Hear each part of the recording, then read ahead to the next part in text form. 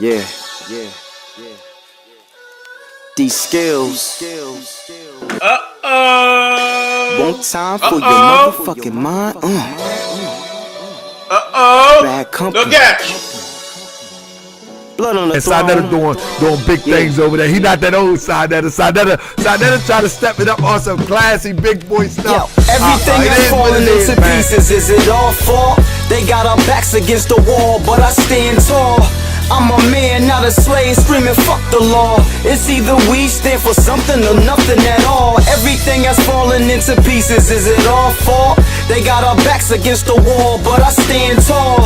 I'm a man, not a slave, screaming fuck the law. It's either we stand for something or nothing at all. We've gotten guns drawn on us, dogs sicked on us, got our heads kicked in. Man, these fuckers think they own us. Put drugs in our communities, then blamed it all on us. Black women selling they pussy on each and every corner. Crack infested streets brought killing to our streets. We got kids with no fathers, with no food to eat. Listen to my words, don't just nod your head to the beat. Mad cause I'm kicking knowledge, y'all just want less from me. You wanna live your life and be blinded by the world. What goes around comes back around, but you gon' get your turn. I'm a carbonated melanite, third eye full of light, a child of the sun. Watch me burn everything in sight. We started from the top, now we living at the bottom. We got so many problems, then we really need to solve them. Black lives taking black lives in front of white eyes. It's time to wake up, let's stop pushing our demise, niggas. Everything has fallen into pieces. Is it all fault? They got our backs against the wall, but I stand tall. I'm a man, not a slave, screaming fuck the law. It's either we stand for something or nothing at all. Everything has fallen into pieces. Is it all fault? They got our backs against the wall, but I stand tall. I'm a man, not a slave, screaming fuck the law. It's either we stand for something or nothing at all. We seeing death every day, it's like a new life for us. I guess that's why we walk around with crucifixion crosses around our necks, like the ropes they used to hang us with. Leaving scars on our body, I can still hear the whip. Yo, they hung us from trees and beat us till we bleed. They blind us from the truth and now it's lies we only see. Brainwashed by our enemies, don't want us to succeed. We've been slaves long enough, it's time we get up off our knees. They gave us slick back Jesus and told us he will save us. But how can he be real if his story was created? Let's be real for a minute, my people need to hear this. Everyone over us is their only intentions. Rape the minds of our women and raised our children. Stolen all our riches, that's why we making poor decisions. And that's the truth, the whole truth, everything else is fiction. My people wake up, see the real world we live in. Everything is falling into pieces. Is it all fault? They got our backs against the wall, but I stand tall. I'm a man, not a slave, screaming fuck the law. It's either we stand for something or nothing at all. We have everything is falling into pieces. Is it all because fault? liars and deceit but I stand tall. are tricking our people day in and day out. You see it, you know it, but you can't say it. Everything is falling into pieces. Back against the wall. Damn. Man, not a slave. It's either we stand for something or nothing at all. Everything is falling into pieces. It's falling into pieces. It's falling into pieces. It's either we stand for something or nothing at all.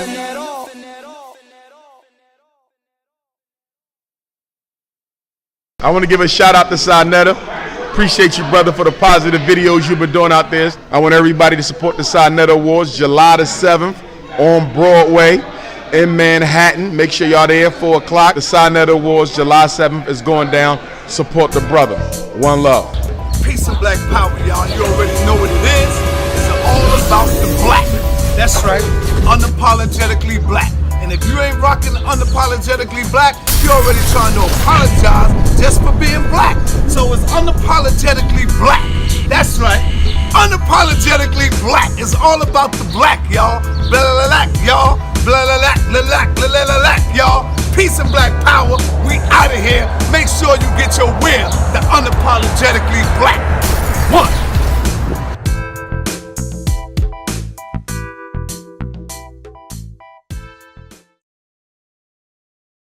The Sarnetta franchise. The Sarnetta franchise. the HOK, House of Conscious, Sarnetta TV, Sarnetta Studios, Black News 102 and stuff has created, their platform has created this vibe. It's the first annual Sarnetta TV Awards, honoring Minister Louis Farrakhan, honoring Zaza Ali, Dr. Boyce Watkins, Queen Afua, Professor James Small, Dr. Leonard Jeffries, the Moors, Hebrews, Unity Power, Minister Nuri Muhammad, comedian Gerald Kelly, rapper My Son, Armin Rosquad, Red and Blue Pill, and the Shrine of Mayad, and all the greats will be there, hosted by attorney warrior Malik Zulu Shabazz, all at the Symphony Space, 2537 Broadway, upper level, at the Symphony Space, 2537 Broadway, upper level in New York, New York.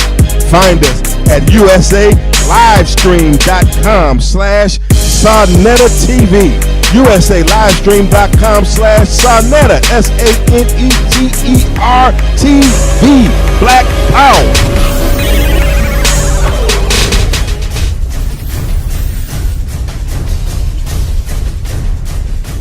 Appreciate you, brother, for the positive videos you've been doing out there. I want everybody to support the Sarnetta Awards, July the 7th on Broadway in Manhattan. Make sure y'all there, 4 o'clock. The Sarnetta Awards, July 7th is going down. Support the brother. One love.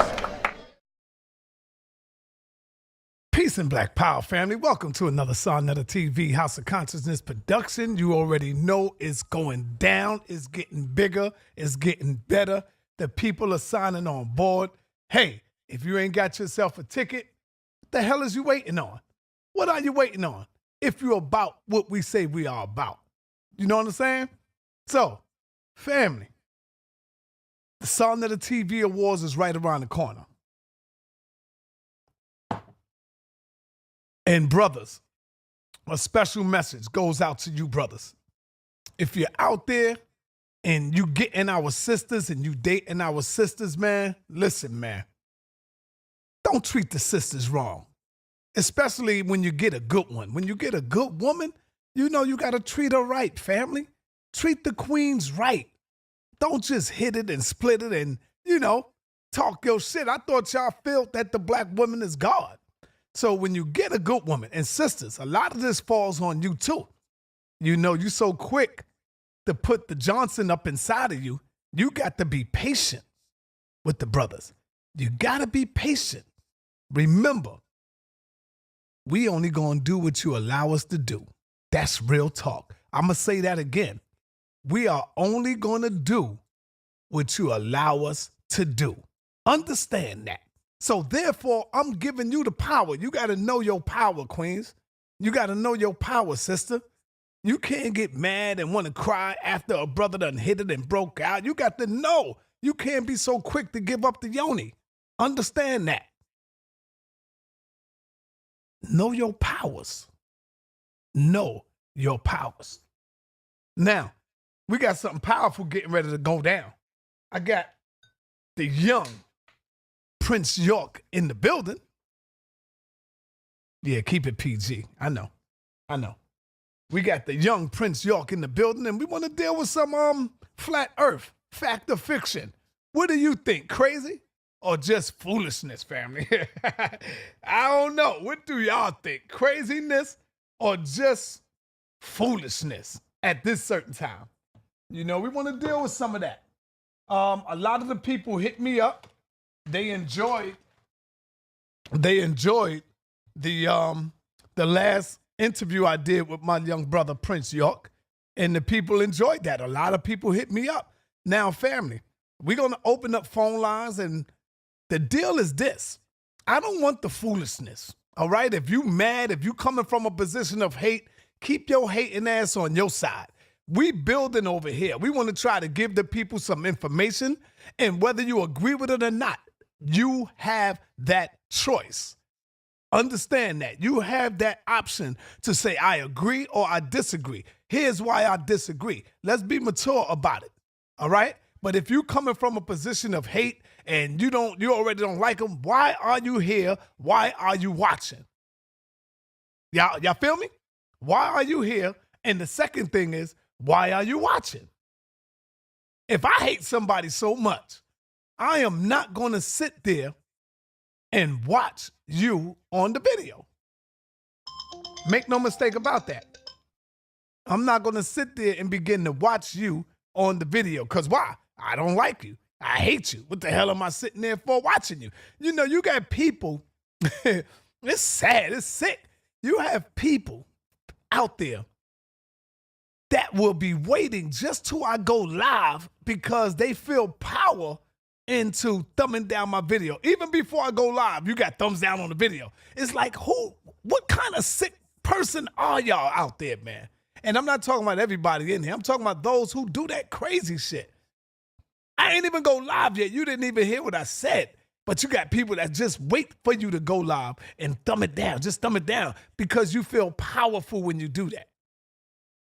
You feel like a man with power. You finally got some power. You know? And that's crazy. But hey, that's where y'all at. That's where my people is at this point in time. Family, July the 7th is going down. Make no mistake about it. It's going down, family. Okay? Get your tickets if you didn't get your tickets yet. You can always get your ticket at the box office window. When you show up, you can get your tickets there as well. I'm doing an interview with the sister, Imani. And she's the one that's running a hotel and everything where she can get y'all all the discounts. Be looking for that interview coming up sometime this weekend. I will be with our ancestor, great ancestor, Malcolm X's daughter tomorrow. See that? While y'all sit at home, talk shit about your brother Sarnetta, and then you look on their channel, they ain't doing nothing, family. They just trying to get their likes up. That's why they always got to put my name in their title. You got to put Sarnetta's name in your title so you can get views because people, you know, people like to see the drama. I'm not thinking about you weirdos, you crazy niggas. You know what I'm saying? I have a family. If you want to be gangster, go be gangster by your damn self. Debate yourself, nigga. I got a family to take care of. The fuck I look like getting on here arguing with you going back? Man, we did that yesterday. If you continue to do the same thing, that's on you. I'm going to keep moving this way. I'm going this way. You could go that way or that way. It really don't bother me. Say my name all you want. Sarnetta is focused. I'm going to be myopic at this goddamn point in time. I'm zoning in. I'm going to be tunnel vision at this time. Zoning in on the prize. So you crazy weirdo niggas can call my name until you turn blue in the face. Guess what? I'm not going to respond to you because you're not that important. Evidently, I'm more important to you than you are to me. I don't got none of you niggas' names in my titles. Think about that. Huh? So, I'll be chilling with Malcolm X's daughter tomorrow. Wonder what you'll be doing tomorrow. You feel me? Wonder what you'll be doing tomorrow. Looking for some reason to hate me. I hate my name. And oh, man, I hate that nigga and this and that. So anyway, family, before my man come on, let's bring him on with this song right here.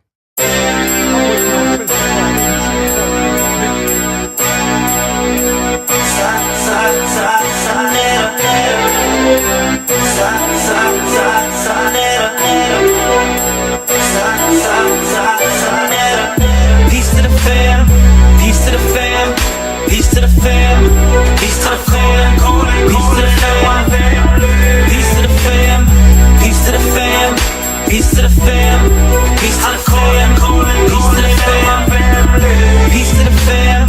peace to the fam, peace to the fam, peace to the fam, peace to the fam, peace to the fam, peace to the fam, peace to the fam, peace to the fam, peace to the fam. No more, gotta show what we stand for. Shot down in the streets by another police. They wanna start a race war. My people gotta stay strong. Come together and we face storms. We can hold our dollar. We collapse their dollar. Incite our power. Take back our land. Hold back our dollars. Black power we stand. All of you depend on the next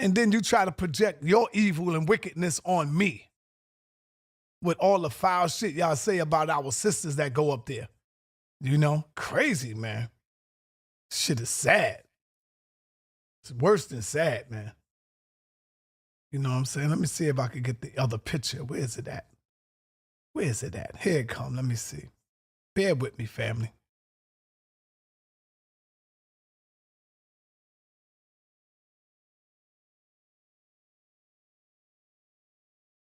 All we could do is just hate on each other because there's nothing else for nobody to do. I look at some of these channels and that's all they doing is talking about other people, other men. Even though they ain't all talking about me all the time, they talking about other people and other men. Like, damn, when is enough, bro?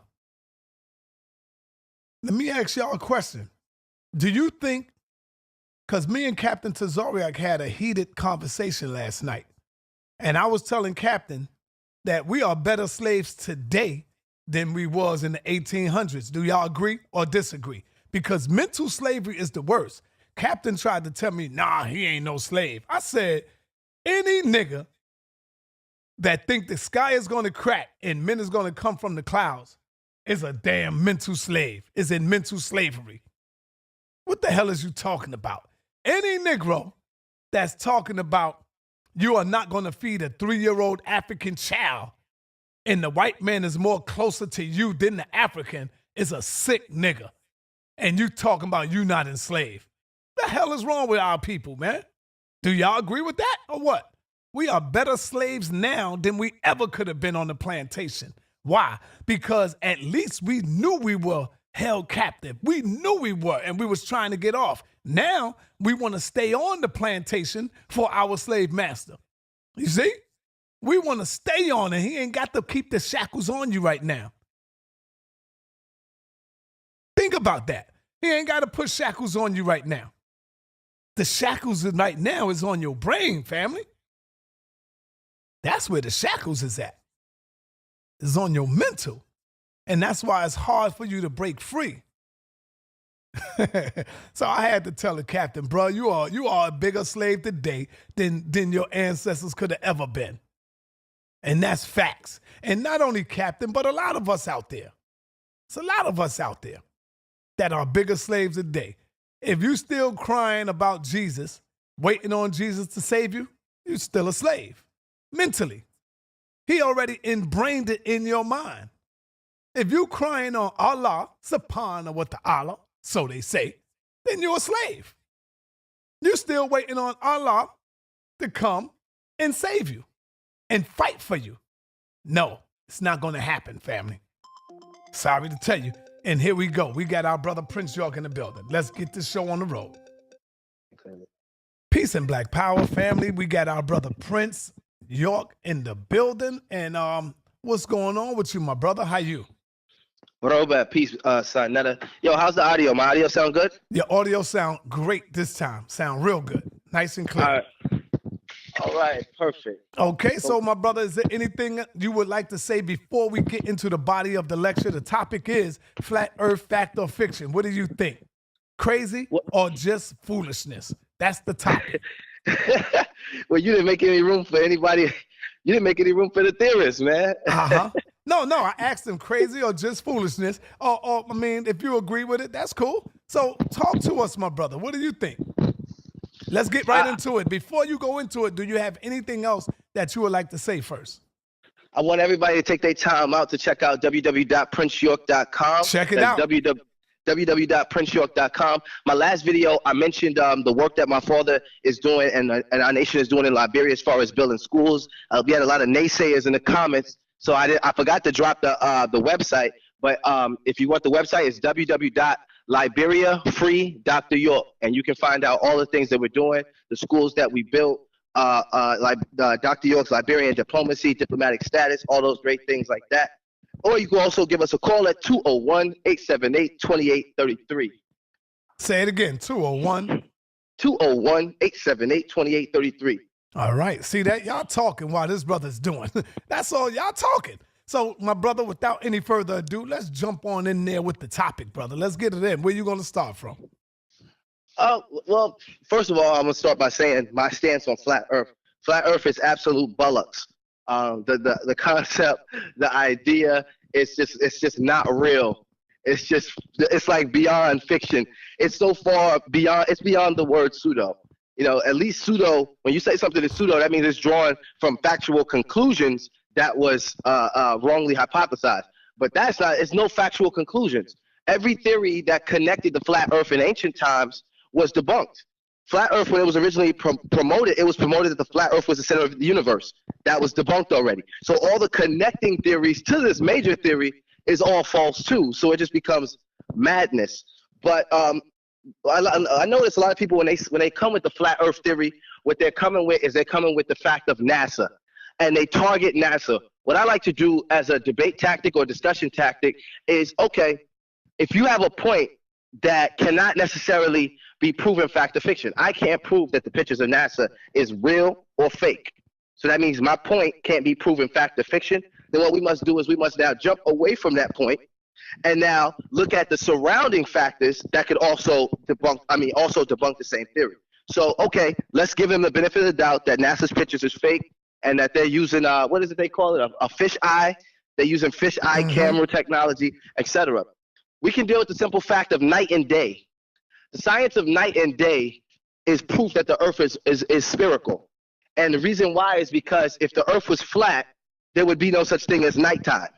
See, in order, the sun would simply shift. All right, hold on. Don't be so quick. Break that down when you say if the Earth was flat, there'd be no such thing as nighttime. What do you mean? Break it down. We want to go break down bar for bar. So go ahead, brother. Okay.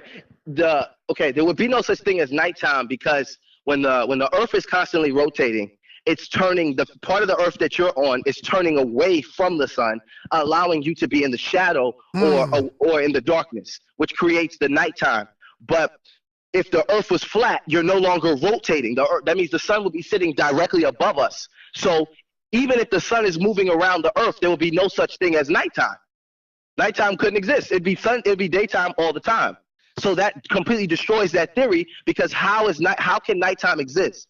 Explain to me how the sun moves over the horizon or appears to move over the horizon and disappears, right, from our viewpoint when we're on a flat Earth. Another key point, and this is the number one point over all others. I just destroy flat Earth theory with this number one point. Everything in nature starts from a spherical object. Every single thing. We can go down to subatomic particles. We can go down to atoms. It's all spherical. We can go down to cells. We can go down to the nucleus within a cell. We can go down to a cell membrane, and it's all spherical. You knock over a bottle of water, and before the water hits the floor, all the water naturally turns into orbs, and then they hit the ground. You see what I'm saying? Everything surrounding within the sky above, within the universe above us, is all spherical. You follow what I'm saying? So every aspect of nature starts from a small circle or a dot, and it spans out and becomes amazing things. Our organs are even circular in shape or rounded off. So the only way you could believe in a flat Earth theory is if you were putting some form of mystical spiritual deity above it, saying that he created this one, because flat would be too unique in nature. There's nothing in nature that comes out flat. So due to that fact, it would have to be some form of deity of some type who generated that form of creation. So these are the reasons why I think flat Earth is absolute bollocks. Another point you could look at is a sundial. And this is something people could do at home. If you don't have to believe me, you could just check it out for yourself. Take a pencil, go somewhere where there's grass, and stab the pencil into the grass, and you can create your own simple sundial like that. And as the sun, throughout the day, as the Earth rotates and the sun appears to move, you'll notice that the shadow, if the Earth was flat, the shadow would stay at the exact same length at all angles of the pencil. Instead, the shadow begins to angle off until it eventually, once you get to a certain point, the shadow completely disappears and then comes out again due to the circular size of the Earth, right? This is due to the angle that the Earth is at, as the 23.9 degree axis that the sun is hitting the Earth at is causing that to happen. Our ancient ancestors, before NASA was ever founded, we have ancient ancestors such as the Dogons, ancient ancestors as the Mayans, the Aztecs, Native Americans, and Egyptians, who all attest to the simple fact that the earth is spherical, and they have complete calendars such as the Dindora that describe all of the different planets, star constellations, etc. So it's really a frivolous topic. It's not even worth a debate. What would you say, Si? I would say it is worth a debate, and the reason why it's worth a debate because you have people out there, a lot of people out there, who believe that there is flat Earth. So in order to really shut it down, is to have that discussion, is to have that debate going on, and I don't know, just have that debate going on and shut it down. And once you shut it down, that's a wrap. It's a wrap. But you got remember. Everything is open for discussion. Everything is open for a debate, because if not, then the discussion and the topic will always be out there. At least when you have that debate, the information will be there so that people can go back and look at the references and look at the information, because you already done laid that debate down. And that's where they can go and get their information from. So yes, everything is open for discussion. Well, based on what I'm seeing, there's no supporting arguments besides NASA. I mean, some of the flat earthers have went to the aspect of destroying the fact of gravity's existence to try to prove it. But if we study gravity alone, or we can go into basic physics, right? When you study physics, you have an equation. You have an equation that is F equals GMM over R squared. You can't have an R squared if you're not dealing with a sphere. But a lot of these guys don't understand the science of geometry or geography. You know what I mean? But hey, you could take callers. Maybe there'll be a but anyway, Prince, I know for a fact that you will take all the Sotos out if they call in defending flat Earth. None of them will be able to mess with you. None of them will be able to deal with you, because you're going to deal with science. But now let me ask you, Brother Prince, what do you say to those who say, well, you could look at these pictures and you could see land for thousands and thousands and thousands of miles with no curvature? How come you don't see curvature? So what do you say to that? If the earth is round, how come we don't see curvature? Well, what happens is that the Earth's circumference is 24,000 miles, and it's actually, to be exact, it's 24,887 square miles. Your physical body makes up probably about, standing straight up, for the average sized person, you probably make up 1 square foot. So in retrospect, you're comparing a viewpoint of 1 square foot to 24,000 miles. You follow what I'm saying? Mm-hmm. So your viewpoint would be completely off. Your viewpoint, your what you see with your eyes is extremely limited. I mean, we know that we can look up in the sky and we can't see directly into space. Right. We can't see and it's not because our eyes are fooling us. It's because the distance is so vast that we need telescopes just to be able to see the nearest star constellations. So if we bring it down to Earth, what you see in a picture in a photograph is only limited to the viewpoint of the size of the person or the size of the thing. For example, you got ants in your backyard. To that ant, the Earth is flat. Right. Because they're so small that the whole Earth may be the backyard and the front yard. Right. Not knowing the distance between your house to the nearest grocery store, Walmart, may be universes away in comparison to an ant. So whereas the average human is standing at 1 square foot, right? If you could fit both your feet in one tile, that's 1 square foot. So the average human is standing 1 square foot in comparison to 24,000 miles is ridiculous. Okay. You see, so your viewpoint your eyes would basically play tricks on you. And their only argument is a picture. But I'm going beyond a picture. I'm saying let's look at the science of creation. Let's look at ontology and pull our hypothesis.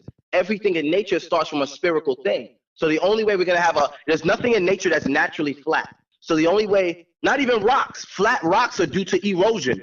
So there's nothing in nature that's naturally flat. So you would have to deem in some form of God force or deity to prove that fact. And then when you bring your God force, I'm gonna destroy that too. What about the ice wall? Have you heard of the ice wall?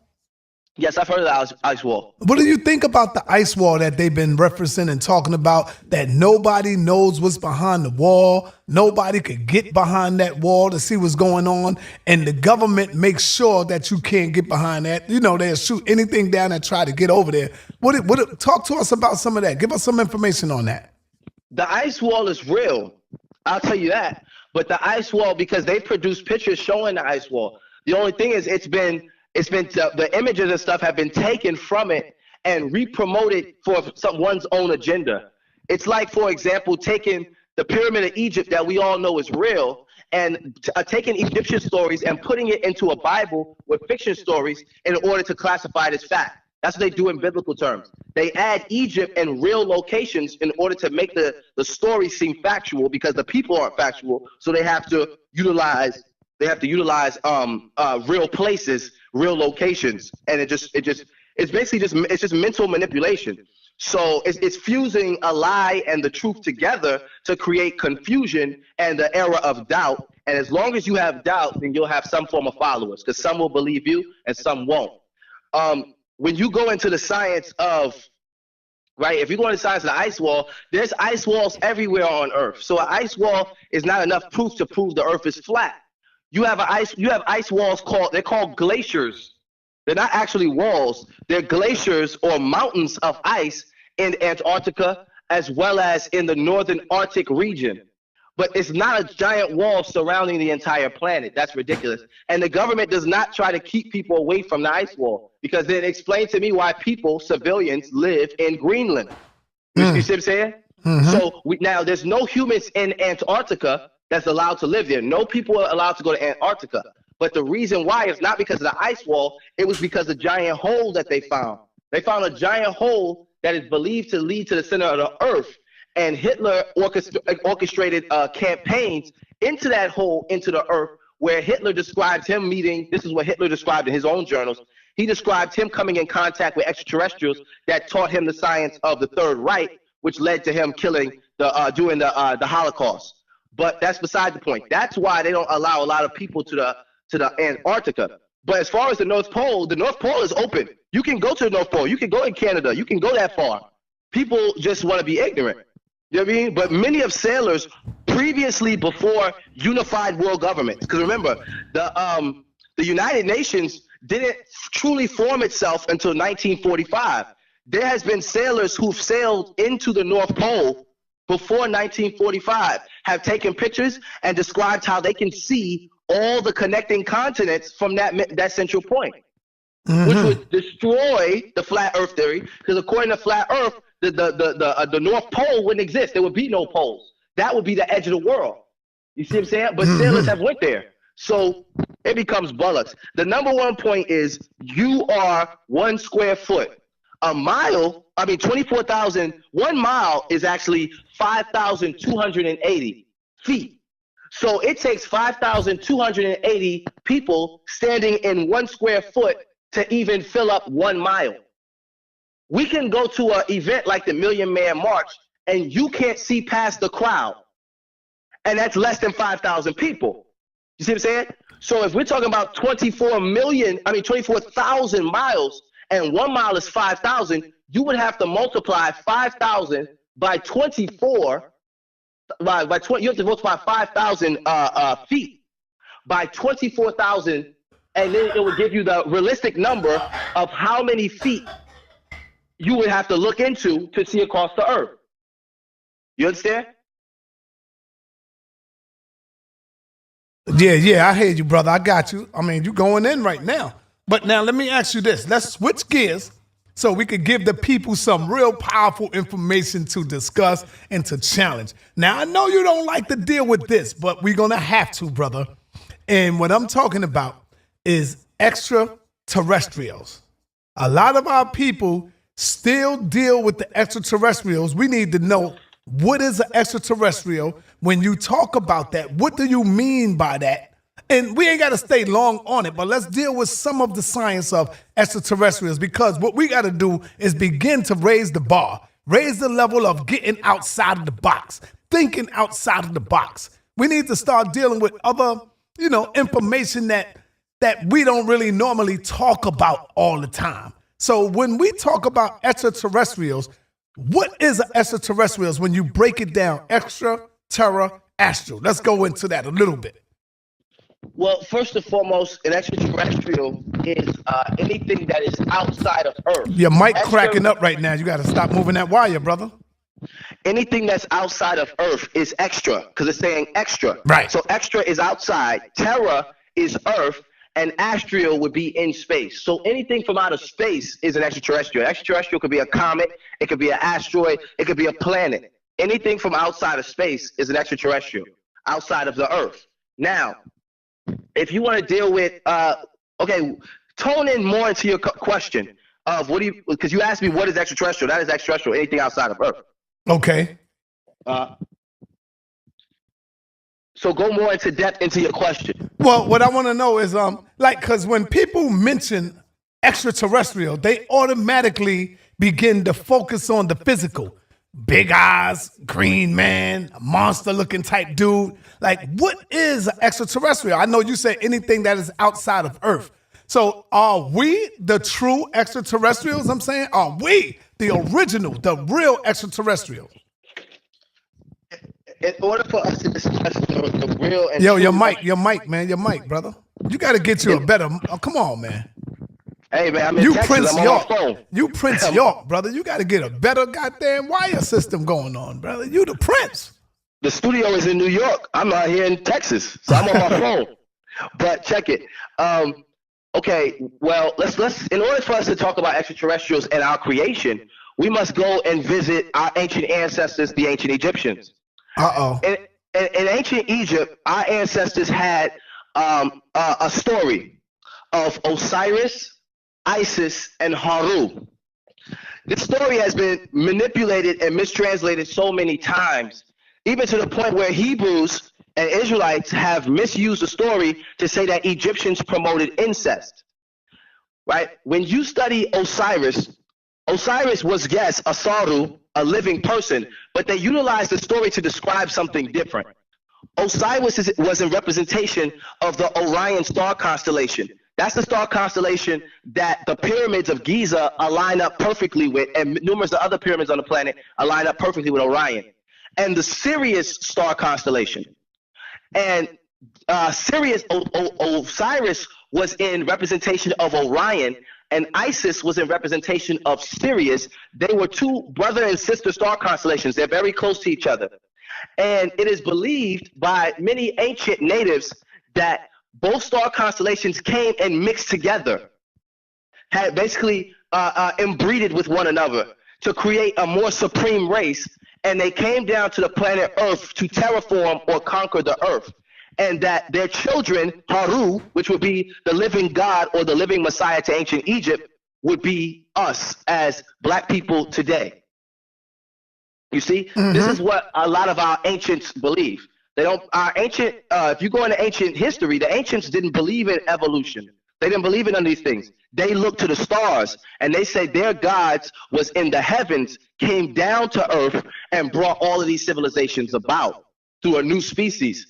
So when dealing with extraterrestrials in ancient history, you would have to adhere to some of the facts due to the fact of humans' existence is so far different than anything else on Earth. We mesh and mix in and mingle with all other things, but if you look at humans on the food chain, humans would be equivalent to a filled pig, meaning a pig, not a boar, a pig with no horns. Animals that are naturally our predators, we have the mentality to train them and make them our pets. This is a power, an ability, a mental superpower that we naturally have. If you go to Africa, you don't want to come across a wild pit bull. You think a New York pit bull is vicious. You come across a pack of pit bulls in Africa, and you right, you finished. Right, hell yeah. Damn. Yeah, you done. Whereas in New York City, hold on. A pack of wild pit bulls in Africa? Or are you trying to say wild dogs or hyenas? Or what the hell you mean pit bulls? There's wild dogs in Africa, right? But not pit bulls though. Pit bulls is just simply is simply an example, a reference to what is considered a vicious dog. But there are numerous of packs of dogs that I don't have the exact off my mind of the exact dogs that are in the savannas of Africa. Right. But I use pit bull as a point of reference. I got you. I know what you're saying. Yeah, go ahead, brother. To refer to large vicious dogs. We're not talking about hyenas because hyena's not dog. Hyena's not a dog. Yeah, according to the food chain, a hyena is not as vicious as a dog. According to the food chain, a dog in its natural state, a big dog, they move as packs. They are considered to be higher up than a hyena. Yes. You know what I mean? There's packs of dogs that attack and bring down elephants in Africa. You know what I mean? With no problem. That's right. We tend to forget that dogs are a cousin of the wolf, the snow wolf to be exact. Very, very extremely vicious. We've tamed them. So this shows that according to Earth's nature, humans are not in our natural state at all. We're so different than everything else around us. We have created our own world here and have changed all the laws and rules. You follow what I'm saying? Mm-hmm.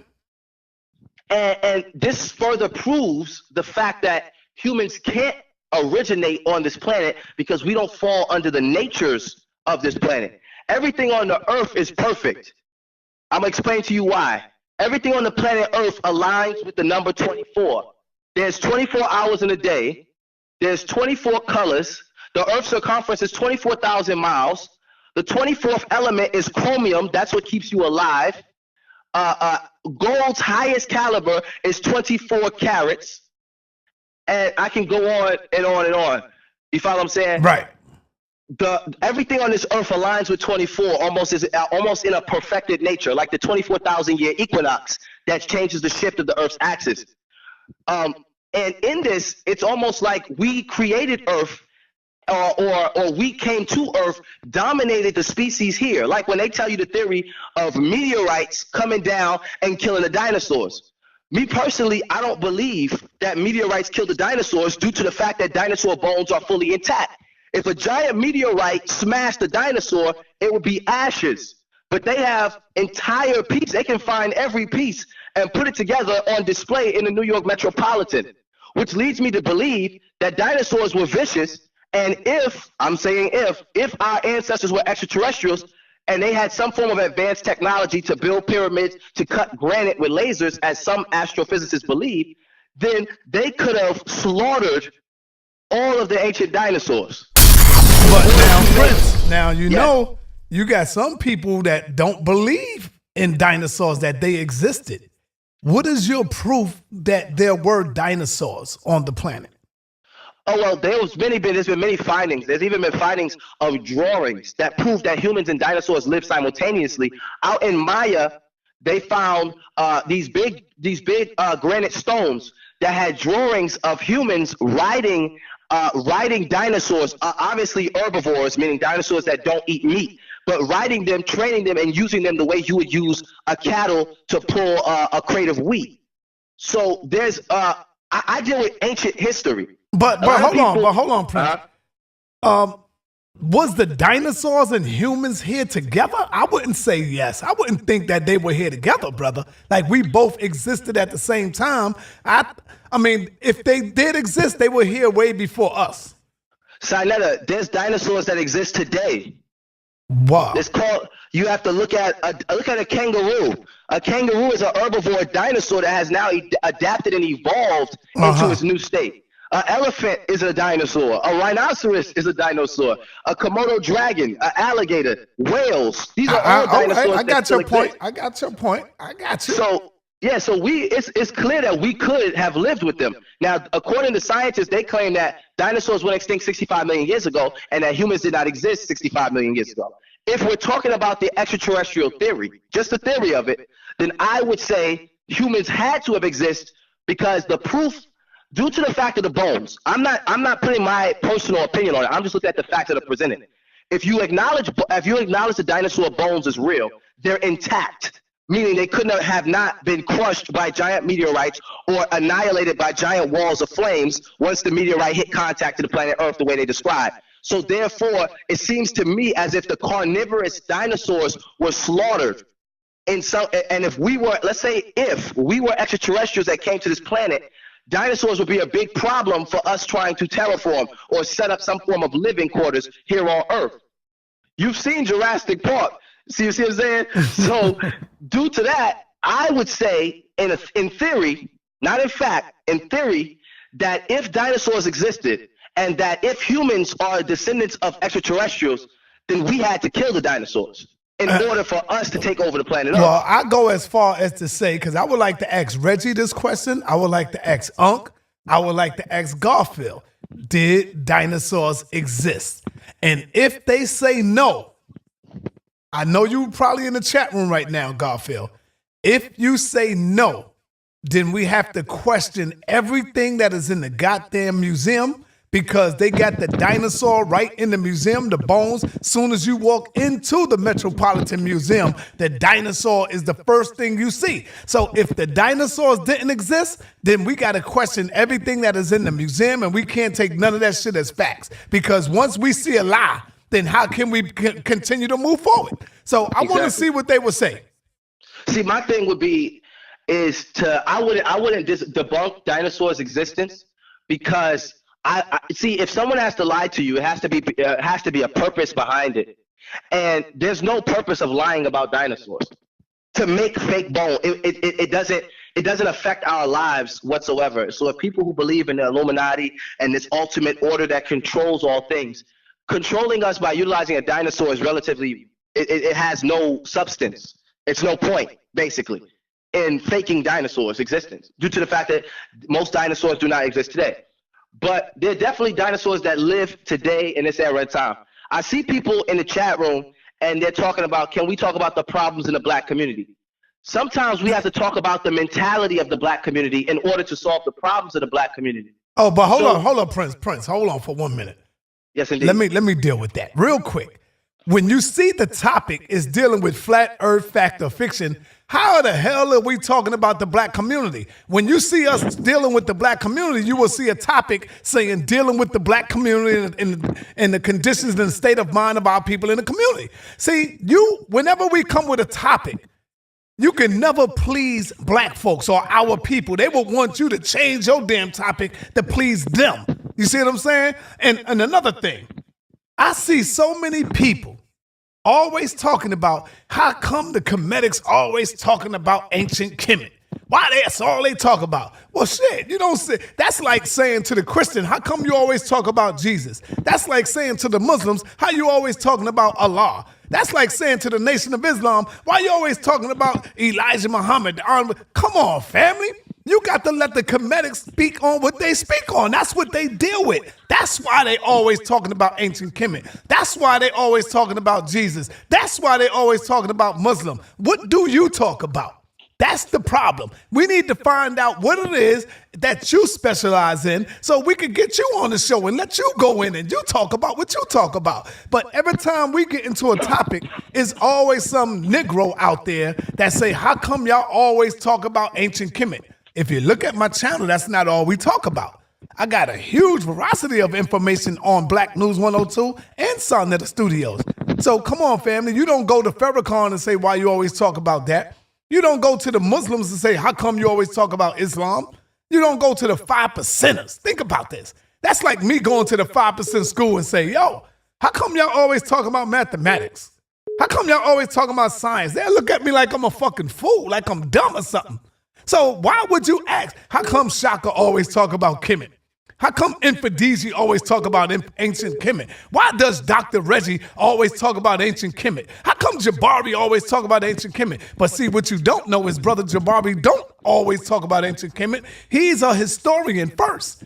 And then he could go into the ancient Kemetic science. But the point is, let us do what we want to do. Let us talk about what we want to talk about, because y'all always want to change the conversation to fit your purpose and to fit your needs. We could get around to that. You could always hit me up and say, Sir, we need to do a show on such and such and such. Or we need to do a show on this. And guess what? I'll put it in my memory bank. I'll write it down and look for the best person to deal with it. And we will deal with that topic. Now, real quick before I let you go on, my brother.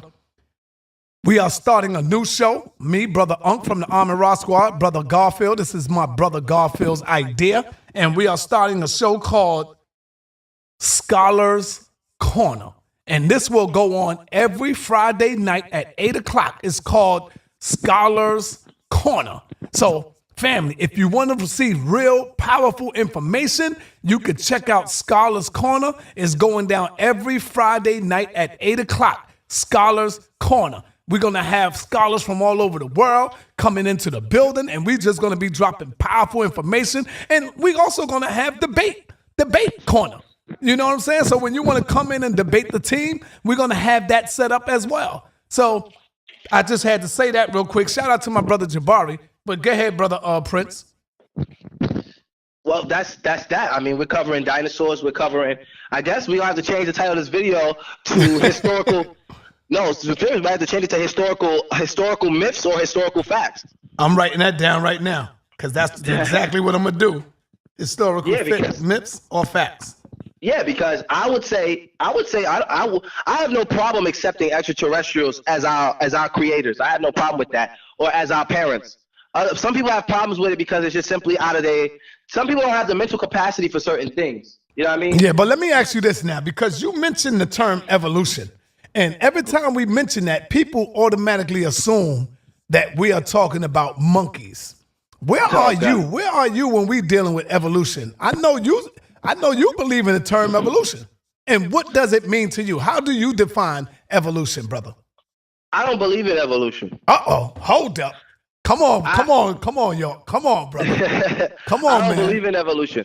I believe in adaptation.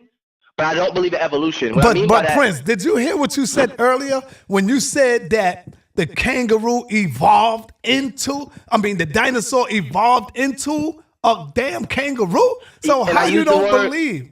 You use the word evolve. I use the word evolve for the purpose of the people who would not understand some of the other words that I would use, because that's a word that's commonly used. But I believe more so adaptation. If you have a kangaroo, Prince, man. You would not be here today, brother, if you don't believe in evolution. How do you think you got here? Well, you gotta let me explain it. Go ahead and explain, brother. I more so believe in adaptation. I feel like evolution is too.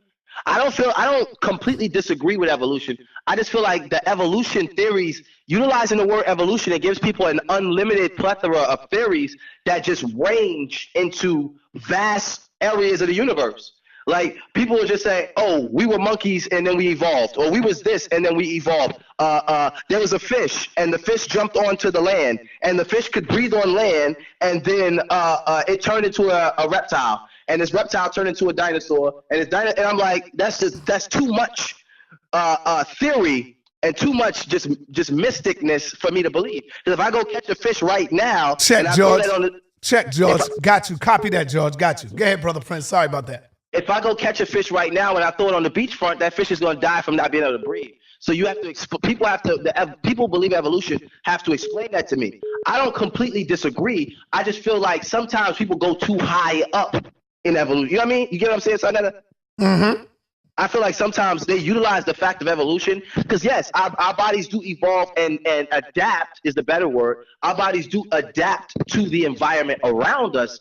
But sometimes they take this idea and they just make it extremist, and they'll go from a fish to all life on the planet Earth. And I'm just not with that. Now, I also heard the story even from Brother Polite that said at one time we were fish, that we come from a fish. Now, do you subscribe to that type of teaching? And if so, can you take us a little deeper into that, or what he probably meant by saying that? Because I know he learned this from Dr. York. Okay, what my father was explaining by that is my father doesn't describe one creation, but my father acknowledges that beings on the planet Earth, or different existences on the planet Earth, my father deals directly with extraterrestrials, as anybody knows. My father he doesn't take extraterrestrials as a theory, he takes it as absolute fact due to his own life experiences and things that he's bore witness to and his 54 years of study and teaching. So in that, he was explaining different types of beings on the earth, different races, different people. Like, for example, when I sat down with Jabari, me and Jabari disagreed that the black man and the white man is of the same species. I think that black people and white people are completely different species. That's what Wow. Okay. Yeah. Go ahead. And I believe that due to the fact that white people do not have skin. You know what I mean? Like, point blank period. If I cut your skin and I run water on it, you will see the white meat. That is their layer of skin. Whereas we have multiple layers of skin. The fact that their eyes don't have any color. The fact that the diseases that they get, their blood types. There's so many things that makes me say, okay, they're a different species. For example, you have two different types of dogs. You got a pit bull and a Rottweiler, but they have different forms of blood types, different body structure. They're both dogs. That's how I see Caucasians in retrospect to Africans. I see Africans and Caucasians being two separate species. So when you're dealing with sea creatures and humanoids, Polite is probably more so getting at the fact of the relation, the genetic relation between dolphins and humans, which is something my father taught about. But he was more so speaking to evolution when talking about mermaids and different things of that nature. Now, before you jump, Sinetta, and before the crowd jump on the word, before they jump on the word mermaid, remember this, because people tend to forget this. Dr. York is not a lecturer. He's a question answerer. So when you ask a question, determines his topic. So if he says mermaids, it's not because that's something he believes or doesn't believe. It's because that's what you asked him about. You understand? Right. So people tend to forget that, and they crucify him and say, oh, we don't believe in that. And I'm saying that he never said he believed in that. He explained it based on the information that's presented about that topic, but we don't necessarily teach or adhere to the existence of mermaids. But what I'm saying is humanoid beings coming out of the water, I would say is a fact, but my point was that evolution, jumping from a fish to a reptile, to a dinosaur, to a lizard, to a bird, to a human, to this, to me, that's too extreme. And I feel like the time span is not realistic because I don't see evolution taking place today. So I would say in the time that this was happening was during the earliest periods of the Earth's creation.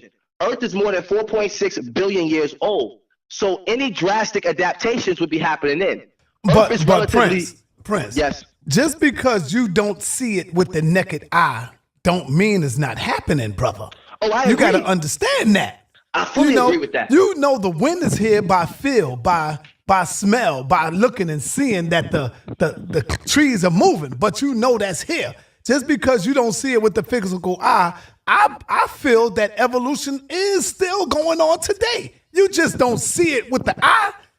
You see? So our babies might see it somewhere down the road about, like, let's say 100 years from now.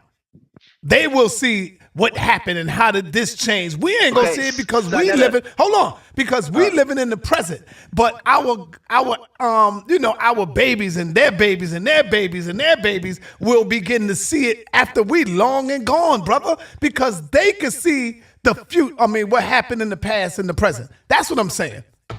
And what I'm telling you is I completely agree with you on that. And I'm saying that I would not adhere to that in equivalence to the evolution theory.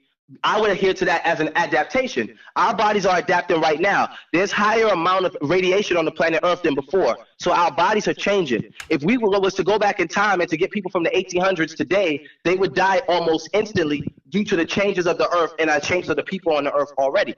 I agree with that.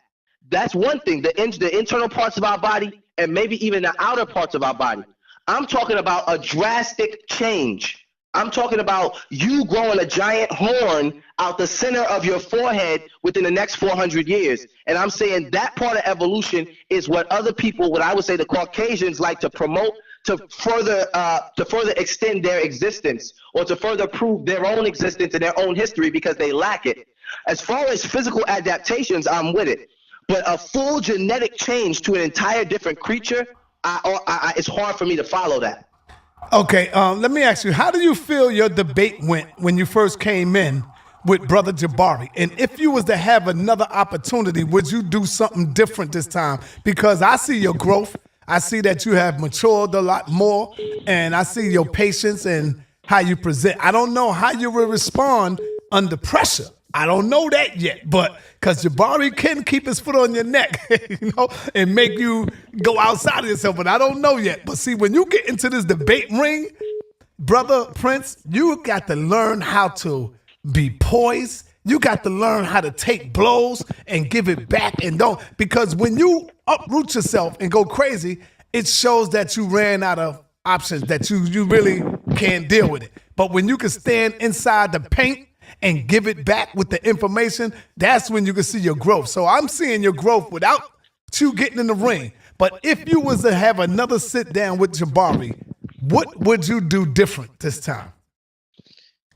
Well, first and foremost, I'm not interested in sitting down with Jabari because to me, in my opinion, Jabari is of a different type of ignorant breed. You have the ignorant breed of people. You have the ignorant breed of people who don't believe anything. Those people who say, I don't believe in extraterrestrials. I don't believe in this. I don't believe in that. That's one ignorant breed. They refuse to follow anything due to any form of facts. You know what I mean? Or anything that's presented. Then you have an ignorant breed of people who accept everything that the Caucasian accepts and promotes that vigorously. I would say that would be Jabari. So Jabari wouldn't get along necessarily in a good conversation with me. Secondly, I would say I've never debated anybody. Me and you have never organized a organized debate. I've only had discussions on Sinetta TV. I've never debated anybody. And most of the people I've had discussions with, I've mopped the floor with them in the first conversation to the point where there was no need for a debate. You follow what I'm saying? But Brother Jabari just said, I'm not here to harm my brother. I would rather build with him. So that's what he's in the chat room right now. I'm not talking about that's irrelevant, and that's when people start saying instigation and things of that nature. Me, I'm like this. I'm not interested in having a conversation with somebody, right? Let's just point this out. I'm gonna point this one fact out, and I'm gonna leave it alone. And I'm not gonna talk about it because I don't want a conversation of facts to go into a conversation of debates. All right. I'm gonna say this. I can't have a discussion with somebody who will disagree with me publicly on Sinetta TV and then turn around within a month or two later and take the points that I used against them and then start to teach it. Woo, hold on, that's what you're saying? Last night, Jabari did that, brother? When I called you last night and we talked, and I heard pieces of Brother Jabari's conversation, I listened to him as he made mention to Napata. I listened to him as he made mention to Nubia. I listened to him as he made mention to pre-dynastic Egypt, and I felt dumbfounded due to the fact that those was my key points that I presented to him when he promoted Kemet. So I'm not interested in debating with somebody who will argue with me for 3 hours. Hold on. You're saying Jabari did the polite shuffle on you? I don't know anything about a polite shuffle. I didn't even know polite knew how to dance. That's a joke, brother. Go ahead. But I'm saying I can't get you when you're debating information. It's a large amount of mental, a lot of brain work happening that can be consumed and considered to be levels of stress. I'm not going to put out or generate so much energy towards not trying to prove him wrong, but simply trying to get him to see multiple perspectives of something. Argue with you for 6-7 hours at your house, be humiliated on Sinetta TV in what I would call a fictitious story, but it's cool. Everybody has it's 3 sides to every story. What you think, what I think, and what actually happened. That's fine. All right, let's let that go then. Let's let it go. Let me finish, but you gotta let me finish. Go ahead, finish, brother. I'm not gonna be humiliated on Sinetta TV and have the public believe one thing, and then you turn around and every point that I brought to you, you start to teach to other people after you see. It's like an ego thing. I don't want to admit I'm wrong on TV, so I'm gonna go research what Prince just said. Oh shit, he was right, and then I'm gonna start to teach it instead of say, yo, Prince, you was right about pre-dynastic Egypt, because now everybody's on pre-dynastic Egypt, Napata, and Nubia, and the same people who said wu-nuwaupu was pseudo, and I told them wu-nuwaupu is a Nubian science, a pre-dynastic Egypt science coming out of Napata, has now turned around, and now they're claiming and repping Napata. You know what I mean? And they don't. Most of these people don't know anything about like spiritual sites. For example, Jebel Barakal, which is one of the most spiritual sites in Napata, which is the house or the temple of Amun, where the ancients believed that the mountain was shaped like a serpent. You see what I'm saying? They don't even teach on these things because they're so caught up in Kemet.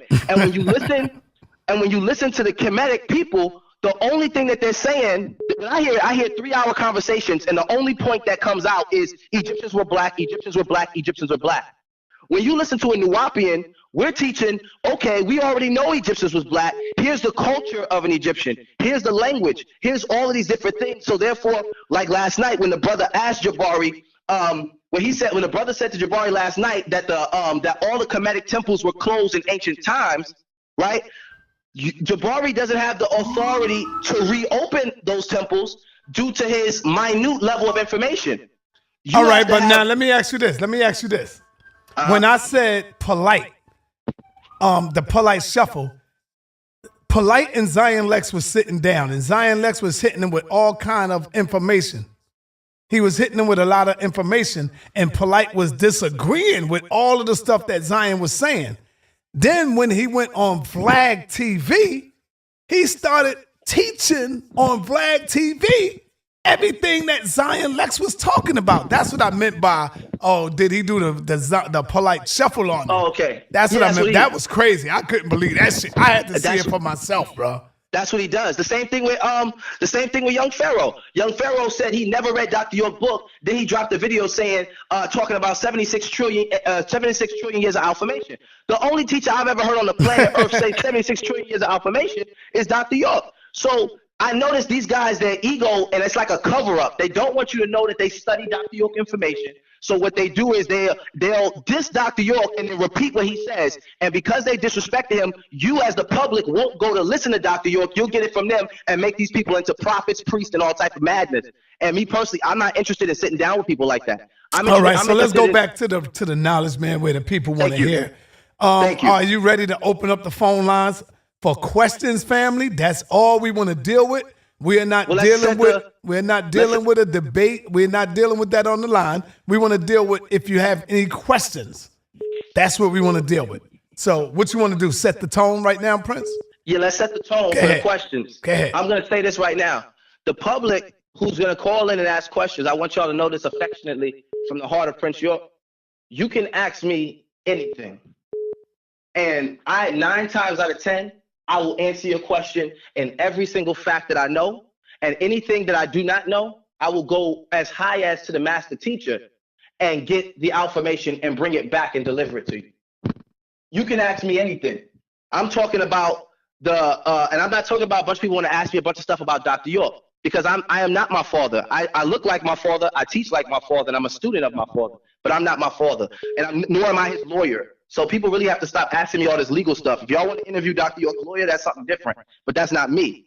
If you want to talk to me about knowledge, any knowledge you want, and I'll answer your question. Let's open up the phone lines and get to it. All right, now remember, family, I'm opening up the phone lines. I don't want to go through no debate. I'm not in that mood. I'm getting ready for tonight's show, which will be Scholars Corner tonight at 8 o'clock. Y'all want to be ready for that? Give y'all some real proof, powerful information. I don't want to debate. If you have a question, call in. Other than that, please, family, I don't want to deal with it. I don't want to deal with it. So let's get the callers. I'm going to take the callers in right now. Let's go. Let's go. Let's get it. Okay. Peace and Black Power, family. What's your name and where you calling from? We got my brother Jabari Osaze in the building. And fix your mic, brother Prince. I think I just want to quickly say. Go ahead, brother Jabari. Power, brother. But I think I just want to quickly say that I think that Prince has misunderstood what I was saying yesterday. Fix your mic. Fix your mic, Prince. Anyone that listens to what I said when I was online with our dear brother yesterday, and what I said in my debate with Prince York would clearly understand that. Why would I be teaching from what Prince York said? I don't understand why he would even believe that. I teach a college level class on ancient Kemet and a college level class on ancient Nubia. Prince York didn't bring me information for my class. I did mention Napata being sacked, but Napata was sacked in the 4th century CE. Prince York has described Napata as a pre-dynastic city. That's what I challenged him on. So the time frame I think he's confused about. I didn't say that Napata didn't exist. I want him to perhaps talk to us about the information, the actual sources that he can bring that describe Napata's pre-dynastic heritage. Look at you. As I said previously, I'll say it like this. I take it as supreme and direct disrespect for me to clearly say on live TV that I'm not interested in having a conversation, debate, or discussion with Brother Jabari, and I gave the reasons why. So I'm not at this time taking any questions from him. I'm taking the questions from the public. If the public would like me to answer his question, I'll answer his question when he's no longer on the line, because I'm not interested in a debate, conversation, or discussion with Brother Jabari because of his childish and immature manners. So that's all I'm saying on the topic. This is my interview on Sinetta TV, and I'm sure Sinetta will respect that. All right, I got you. Hey, Jabari, we could do another show sometime, but we want to respect the young brother. Can I say this, Son? It's not even for the point of an argument per se. I want to be really clear that I have done nothing but show our young brother, Prince York, respect and honor. And even coming into the chat room today, as you can see, I wasn't here to counter his information, to disagree with him. I want to allow this brother his opportunity to grow and to evolve and to become the brother he's supposed to be. It's hard to do that in public. So while he has venom for me, I want to be clear that while I disagree with the information he's put forth, I have no venom for him. And I believe you, and I know you do, and I know you're right. Because that's what he put forward to me. But I just want him to hear that he is still my brother, even though I disagreed with what he did.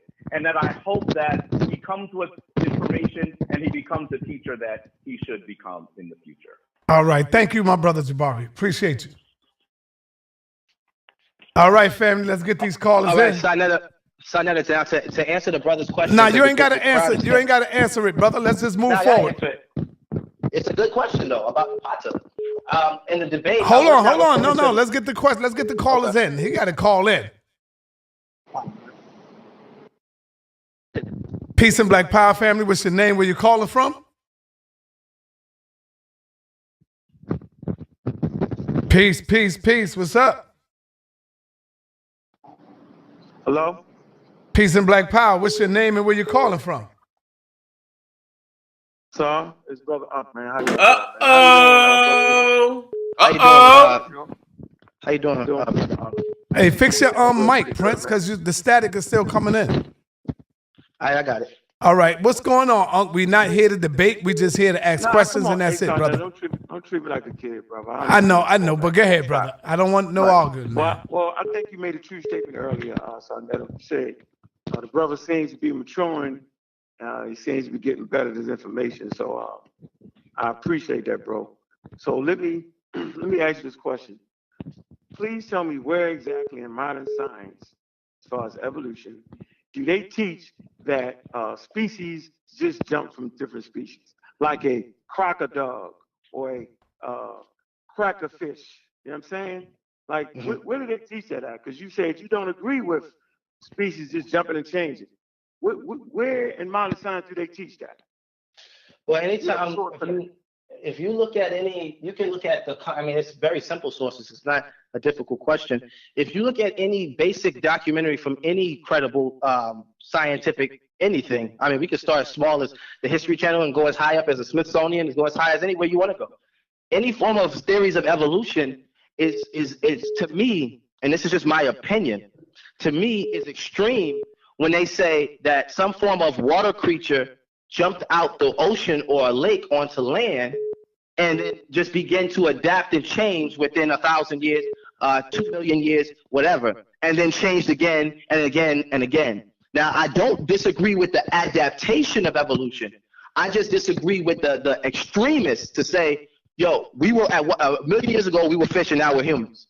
Because I'm looking at an ever ticking clock. And if I remain looking at that clock that I have living as a living being today, I don't have to use something else as an example. I can use my very own self, right? And adaptation, right? In the 26 years that I've been living, I have not witnessed any parts of change taking place in myself. I now have a daughter. I recently had a daughter. I now have a daughter. I don't see a physical adaptation change in her. I ain't talking about I'm not talking about her basic genetic structure, because I understand the adaptation. What I'm talking about is how the evolution theories sometimes makes it extreme, almost like a dinosaur birthed a lizard one day, and that lizard birthed all lizards. You know what I mean? And I just find that too extreme. I'm not disagreeing with evolution. I'm just saying that it's not properly explained by the Caucasian to be given to our people. Okay. In myself, in my own physical body, I'm not seeing these humongous changes. I understand the amount of radiation. I understand ultraviolet light. I understand the changes in weather conditions on the earth, which is causing my body to change now. But at the skin complexion I am right now, I may not be as an older man. I may get very, very dark as an older man due to the fact that I travel a lot to African countries, Caribbean countries. So then my children, it can get encoded into my DNA, and it can begin to make my children be produced darker. I respect that, and I accept that. I don't accept people saying that I'm a human and my grandchild will be a lizard. I just can't follow. My great grandchild's gonna be a lizard. I don't adhere to that. Not in I would have to say 1,000,000-something years. And then even in saying millions and millions of years, you would have to, not you personally, but the scientists would have to present what caused these particular changes and prove what would cause me to transform into a lizard within 1,000,000 years. I have to see that, and I don't necessarily agree with that. All right, let me say this. First of all, if you agree with that, adaptation is a mechanism of evolution. So by you saying you agree with adaptation, you're absolutely agreeing with evolution. Second point, evolution does not occur. You can't look at a particular species, right, and then see an evolutionary change. You see changes in population. So over time, the population of fish or the population of humans will transform based off its environment. So what I just would like to say is, what you're actually explaining is not evolution. You're explaining the religious zealots amongst us opinions on what they want to make evolution. I'm not saying you, I'm just saying that's misinformation. So, you know, what you should probably do is just get some good books on evolution, because I'm listening to what you're saying, right? And I think you can make a better determination if you actually read some good, solid material on evolution. I think that will serve you well, brother. You know, I appreciate you answering your questions. I completely agree. Appreciate that, bro. I completely agree with you, brother. And that's why I was saying that it's not due to my own personal opinion. It's due to I'm disagreeing with science, how scientists go about promoting the theory of evolution. I'm not against it. I'm more so with the adaptation part of it. I agree with, but I don't like how scientists cram it up in a time span that, for me, the amount of adaptations that they say created a human, I disagree with within a 4.6 billion years. And there's some people who will even debate and say the Earth is only 3.2 billion years old. I don't feel there's enough time for me to go from a fish to a human in 3.2 billion, as intelligent as we are. Because as far as genetic information, if we utilize the monkey, we're only 3% different if we accept that theory, which I personally do not. But we're only 3%. No, that's not what they say. That's not what they say, yo. But listen, I'm trying to tell you something. No, listen, I'm trying to tell you something. Whether it's a chimpanzee is still a monkey. I'm saying, I disagree. No, wait, yo. Okay. A chimpanzee is not a monkey. We got to be clear in evolution. Okay, so make it clear, brother. No, brother, make it clear. That a chimpanzee is not a monkey, and a human is not a monkey. So the chimpanzee and humans share 98% DNA. I just want to make that clear. But go ahead, bro. There's a 3% difference, right? Because in my opinion, a chimpanzee is a fucking monkey. But that's cool. You know what I mean? But there's a 3% difference in our genetic information, and the level of intelligence is tremendous just to have 3%, right? Okay. So if we were accepting that theory, my question would have to be, how many years did it take that chimpanzee to gain that 3% in retrospect to the amount of time the Earth has been existing, in retrospect to the amount of time the Earth was able to harness life? Because when we start doing real mathematic time periods, the evolution theory for me, as far as that type of jump from sea creatures to humankind, for me becomes too far-fetched. So I don't go ahead. So the common ancestors of chimpanzees and humans go back to at least 13 billion years. Planet Earth is about 4 billion years. The cosmos is about 13 billion years. That's absolutely enough time. That's a long daggone time. Humans' average lifespan is about 79 years. For black people, it's a little bit lesser. So that's a long time. All right, hold on. Hey, family, I need y'all to hit that like button. Hit that like button, family, as we continue. Go ahead, brother. Let me hit this last point. you say man has not observed evolution.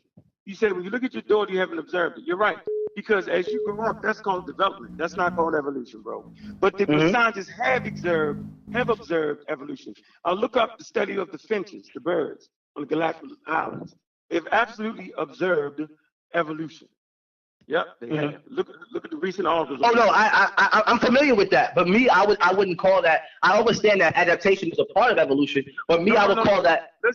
Listen. They have observed evolution. Remember? No, I agree. You're missing that. I'm agreeing with you.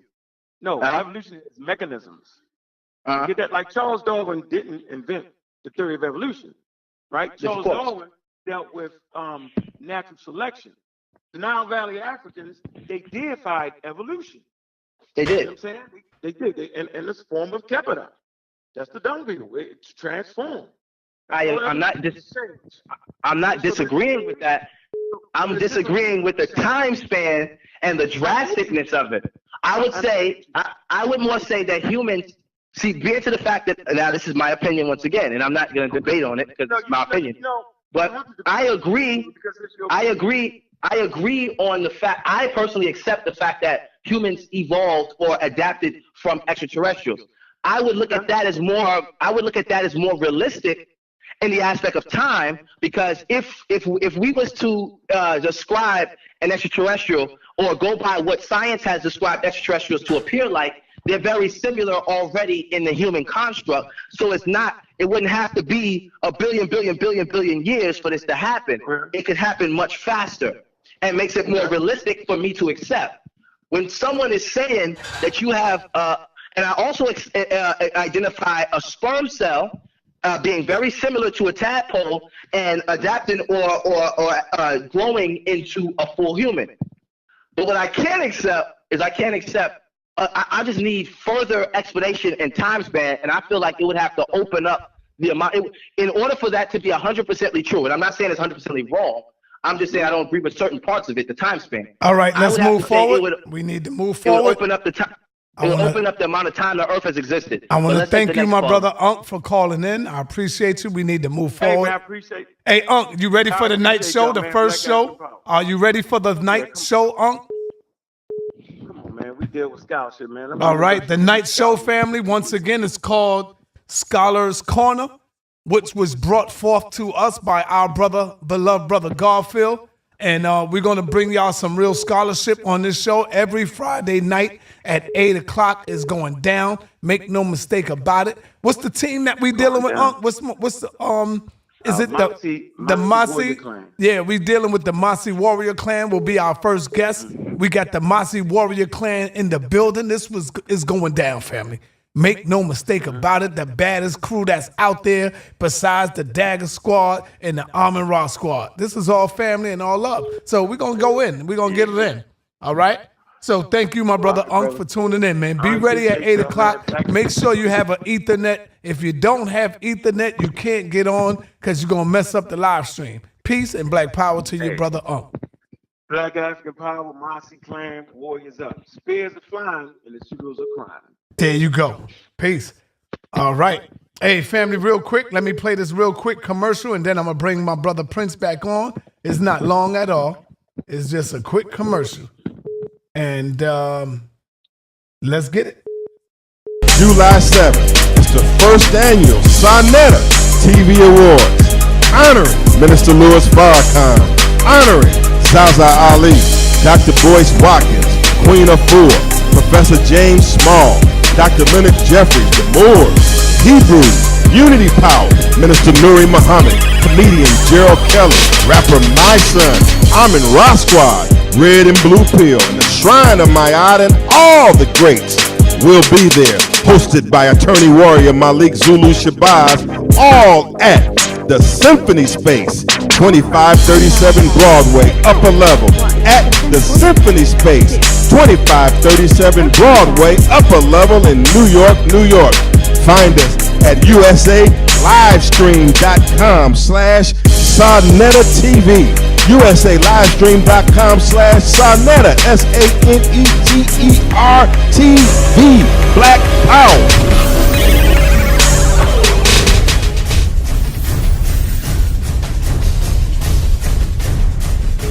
Appreciate you, brother, for the positive videos you've been doing out there. I want everybody to support the Sinetta Awards, July the 7th on Broadway in Manhattan. Make sure y'all there at 4 o'clock. The Sinetta Awards, July 7th is going down. Support the brother. One love. All right, we're coming back. We're going to take a caller. Here we go. Call from unknown caller. To accept.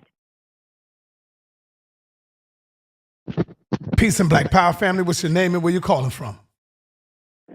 How you doing, sir? I'm calling from Southern Arizona. My name online is MG42 Pillbox, and my channel is Blood Always Finds Its Level. How are you gentlemen doing today?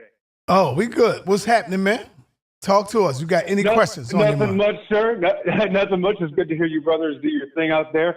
I will be honest with you and frank. I am Caucasian as far as appearance. I know you are. I know you are. You can tell. I know the first thing you can tell is that my voice is not a white boy. I know. Yes. But real quick, I would like to ask my question, because I know I'm supposed to ask a question here, is what form of evidence do we have for adaptation? Now, before I get an answer, I want you to know that I am a scientist. Oh, and man. First of all, I'm going to make 2 claims. Hold on. My claims are there is not only no evolution, because there is no evolution, period, ever. There is biological normal reproduction. There is cultural evolution. Over time, we can change our culture and our speech. The English language has changed literally 25 times in the past 1,000 years. Now, hold on real quick. What is your name? What is your name again?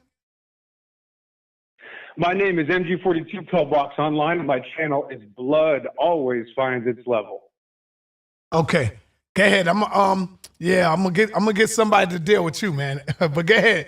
Hold on, 1 second. Now watch this. No, first of all, as a scientist, there is no such thing as evolution. It is a great deception. The other thing, since it says flat Earth on the Hangout, I wanted to mention to you that yes, the Earth is flat, and that's the easy part, sir. Yes, the Earth is for the Africans. My Hold on, ancestors brother were Prince. African No as well. laughing. Be professional, brother. Let's go. Right. My ancestors were black as well, and I follow the Hebrew and African history, and that's where I get my information from. But as far as what I can empirically and observe and test and prove, the Earth is flat. I was also in the Army as a 19 kilo. I shot targets over 5 miles away with an M1 Abrams tank, so you can't fool me. I've already worked for the White Devils. I know them very well. Much more than probably most black people will ever know. And yes, the black community is absolutely right about the evil of the White Devils. It is absolutely true. I know from firsthand account because I was part of them. The Earth is flat. That's the easy part. It's called a great deception for a reason, gentlemen. It's not to be messed with. It is a great deception. We were all deceived. And my ancestors were black too. And guess what? Dinosaurs always existed with man. They were called dragons. And the Africans knew about these creatures. And yes, the Earth is only 6,000 years old. Period. Damn. End of story. Now watch Hold this. on. Watch And you this. call Here's my yourself a question. Here's my scientist, question. man? But you call yourself I a scientist, absolutely- and you said Yes, the I Earth is raised only plants. 6,000 years old, man?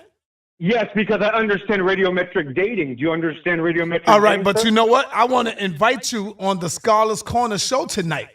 I would love to Okay. invite you on there. I took your number. I got your number down. And You got my we number, would like, sir. Thank you. Yes, we would like to bring you on to Scholars Corner. Absolutely, yeah. The ages of the Earth was the old ages of the Earth were invented by 2 people. One was named James Hutton. The other gentleman's name wasn't really a gentleman. Another white devil, of course. His name was Charles Lyell. This was years before Darwin ever came into the playing field, right? But James Hutton wrote in his book, "I'm going to free the people of Moses." And you probably know that Moses was a black man as well. And that's what this world hates. They hate the truth of the Bible, and they hate the truth of our ancestors. And there were no white people in the Bible. And that's why white people are greatly deceived. They have absolutely no idea of their history, period. End of story. Now watch this. My question is, give me one example of genetic or biological adaptation. Good luck and take your time. All right. Brother Prince, let's get it. Yo, first and foremost, I have to say, I'm just shocked right now about what's happening. I don't know if the crowd is, but my eyes is. Before I get into the question, I just want to I would like to analyze the caller in which we're talking to, because you stated that the Earth is only 6,000 years old. You stated that you are a Hebrew scientist, and you stated that you served in everything you're saying is just like blatant contradiction. I don't understand how a scientist, meaning the one who studies the studies of physicality or the studies of life, how a scientist could believe that the Earth is 6,000 years old. I would say the Caucasian race is 6,000 years old. The Earth being 6,000 years old is kind of like bullocks to me. And I'm like, my brain is having some difficulties comprehending. Like, yo, Saha, are you hearing this right now? Brother, I'm hearing it, and guess what? Guarantee We're it, gonna. yes. I'm hearing it. And watch this. You also can't answer the question, so take your time. Oh, damn. I can answer the question, but I'd actually honestly rather ask you some questions due to the things that you stated. No, but I'd love to answer your question, sir, but you've been. After I answer your question. And no, the white people are not over. The white people have only been around for maybe 2,000 years old, sir. Not even. I would strongly disagree. 6,000. Right, but because you've been deceived. That's the point. I'm here to help you. Deceived by whom? Damn. The white devils, you've been deceived. You're a victim. You believe in television as your educational source, sir. It's not true. I'm sorry. And there is no such thing as adaptation. That's why you're still stalling and you can't give me an example. The black man already has the capability to take the energy from the sun better than the white person. They don't develop that ability because they didn't have it in the first place. You either already have the ability or you die because you didn't have the ability. If you are not already able to survive in the environment. Go ahead. Everybody hold on. Don't hang up. Hold on. Damn, this is crazy right here. He going in. We need brothers that can deal with this type of subject. See, when they come on, y'all can't be afraid. Y'all want scholarship? I'm surprised Garfield ass ain't call in. Huh? Hey, Unc, are you listening? Yeah, working. Hello? Are you listening, Unc? I'm listening, man. All right, I'm bringing you in the call. I'll give you a chance. All right, hold on, sir. Hold on, sir. I have the Almond Raw Squad Unc on the line, and I would like for you to ask Unc that question. Again, ask the question again. No problem. The question is, in genetics, this is biology, a Caucasian. This is a Caucasian scientist. Come on, man. I can hear it. Right. Technically, yes. My skin is very pale. Yes. So the question is, scientists or not? But go ahead. In biology or in genetics, where is their adaptation in all of life? Take your time. What are you talking about? What do you mean where is? It's called mutations. That's what it is. Mutations is not adaptation. Mutation is a genetic defect. It's called genetic entropy. Listen. No, adaptation. I didn't say mutation. I said, where is the adaptation? Hey, bro. I'm telling you, it's the mutation in the genes, right, that causes the adaptation. Nature activates. Yeah, you've been brainwashed by the Discovery Channel, sir. I'm sorry, that's incorrect. Okay, so nature's a bit. Prince, fix your mic, Prince. You gotta, excuse me, you gotta let him talk. So what school you been to? Hold on for a minute, son. What school you been to? What school you been to? Because I don't believe you're a scientist. That's because you're of this world. You've been deceived. Of course, people that are possessed by the lies of this world can't believe in true science. You don't even know what the word science means. Watch this. What's the word science mean? Watch this. Before you Google it, what's the word science mean? Let's see if you know what the word science means. Go ahead, take your time.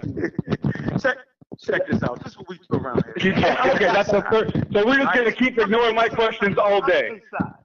By the way, I'm a teacher in real life, and all my students are black, by the way. I'm a teacher in real life, not on the internet. Go ahead. See, you can't fake me out with that bullshit. You don't even know what the word science means, sir. Sir, you don't even know what the word science means. What does the word science mean? I'll make these questions kindergarten level. What does the word science mean? It means observation, bro. What are you talking about? We all know what it means.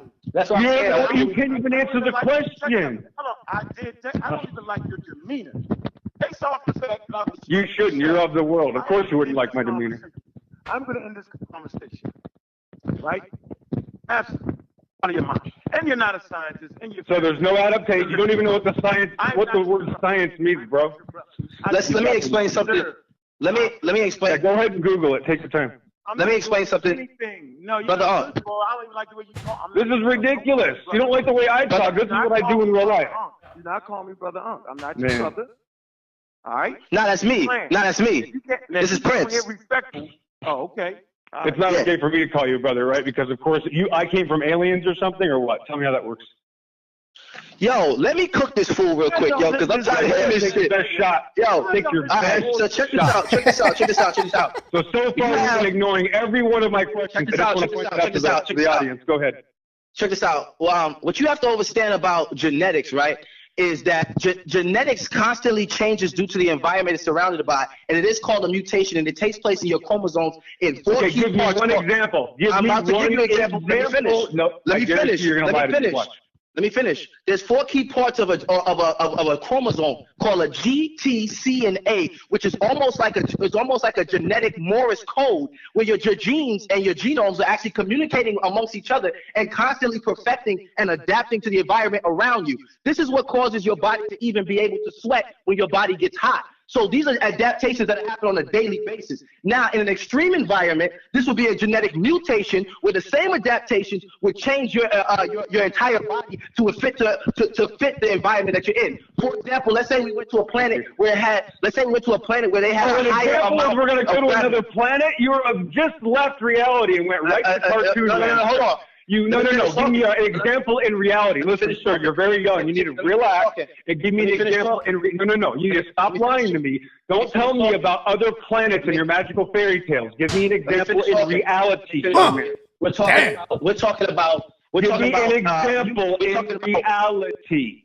We're talking about mutation. How am I supposed to talk? How am I supposed to talk? You don't understand what you're not giving me an example. It's been 10 minutes now. I've been on the call. 10 minutes and 59 seconds. You can't answer one question. That's why it's called the Great Deception. Where is an example of genetic adaptation in reality, not your cartoon television series? Damn. Okay, what you have to check out is what I'm trying to explain to you, because if you said another planet is cartoon land, yet NASA just spent $500 billion on trying to get the Mars. Yes, and you believe the White Devils. You believe it because it's on TV. You believe it. Damn. Please, you are a noob. You have to relax. Listen to how you've been so deceived. You can't even try to answer the question. Where in reality do animals and people adapt? Here's the reality, guys. I'll answer the question for you. If something doesn't already have the ability to survive, it dies. There is no adaptation. It's called genetic drift or genetic entropy, which is a loss of information. I can explain. Hold on. An example in real life, not your cartoon imagination. You are lying to children. Listen, this is a detriment, and it's child abuse to tell children they'll adapt. No, listen to me. Give me one example. It's been 11 minutes, 12 minutes. One example in real life of genetic adaptation. This is a show for Minister Inky, man. I got to call Minister Inky, man. Hold on, Sanetta. I don't know how we're supposed to answer a question if every time I open my mouth, he starts talking. You're talking about going to planets. When have you been to another planet, sir? I have not been to another planet. Exactly. So give me an example in reality, not fictional television that the White Devil has shown you your whole life and raised you on cartoons, showing you that you came from monkeys. Show me in reality where genetics in biological forms can adapt to their environment. You just mentioned genetic. You just mentioned how creatures can die. You talk about creatures that don't adapt. That happens, but that only happens to creatures that are forced due to extreme. That's extremist. Everything that you're saying is extremist. It's very pseudo. It's very extreme. Yeah. No, you're right. No. Watch the polar bear. No, does the polar bear have to adapt to a cold environment? Does a polar bear have to adapt to? Yes. No, it already lives there, genius. Are you serious? It already lives in the cold environment. Are you serious? It does not have to adapt. It already has the ability. The Most High made creatures that already have the ability. A fish cannot adapt. If you take it out of the water and put it in the desert, it's going to die. It already has the ability, though, to live in water. Things do not adapt. They either are already good enough to survive or they die if they're not good enough, sir. Son, do you realize how they brainwashed you? Damn. I'm going to ask you one more time. It's been 14 and a half minutes. When in biology do we see creatures adapt? This right here that I'm listening to is a beautiful tactic of over-talking and not allowing the person to question the things that you're saying. Every point that I would utilize, for example, you will automatically disagree with and try to destroy that theory. You're talking about cartoons. Yes, I'm going to disagree with your cartoons. In order to promote your own theory, you have to debunk real science. Yeah, I'm the first scientist you've ever talked to in your life. Jabari, call in, Jabari. Jabari, call in. Hold on. You're the first cokehead that I've ever talked to in real life, right? Because with the things that you're saying that people are missing is the fact that you first started with the conversation with the earth is 6,000 years old. We cannot have a conversation of evolution when we begin with that theory. We can't have a conversation about genetics when we begin with 6,000 years. So at that point, we're finished. You know what I mean? And whatever you're trying to do by promoting your own channel, I respect it. I got much love for you, bro. But the shit that you're talking about. You got much love for him? I got love for anybody who calls himself trying to teach anybody. I got love for any teacher, right? No matter what their nationality is. My thing is that I'm not gonna start your conversation by saying that you think the earth is 6,000 years old. We can't have a conversation of genetics when there's genetic markers that go, man, you have mitochondrial DNA that has 33 strands, and each strand alone has genetic information. Now, let me say this real quick. Let me say this real quick. Family, what we have to do, and I'm not talking to Prince. I'm not talking to Unc.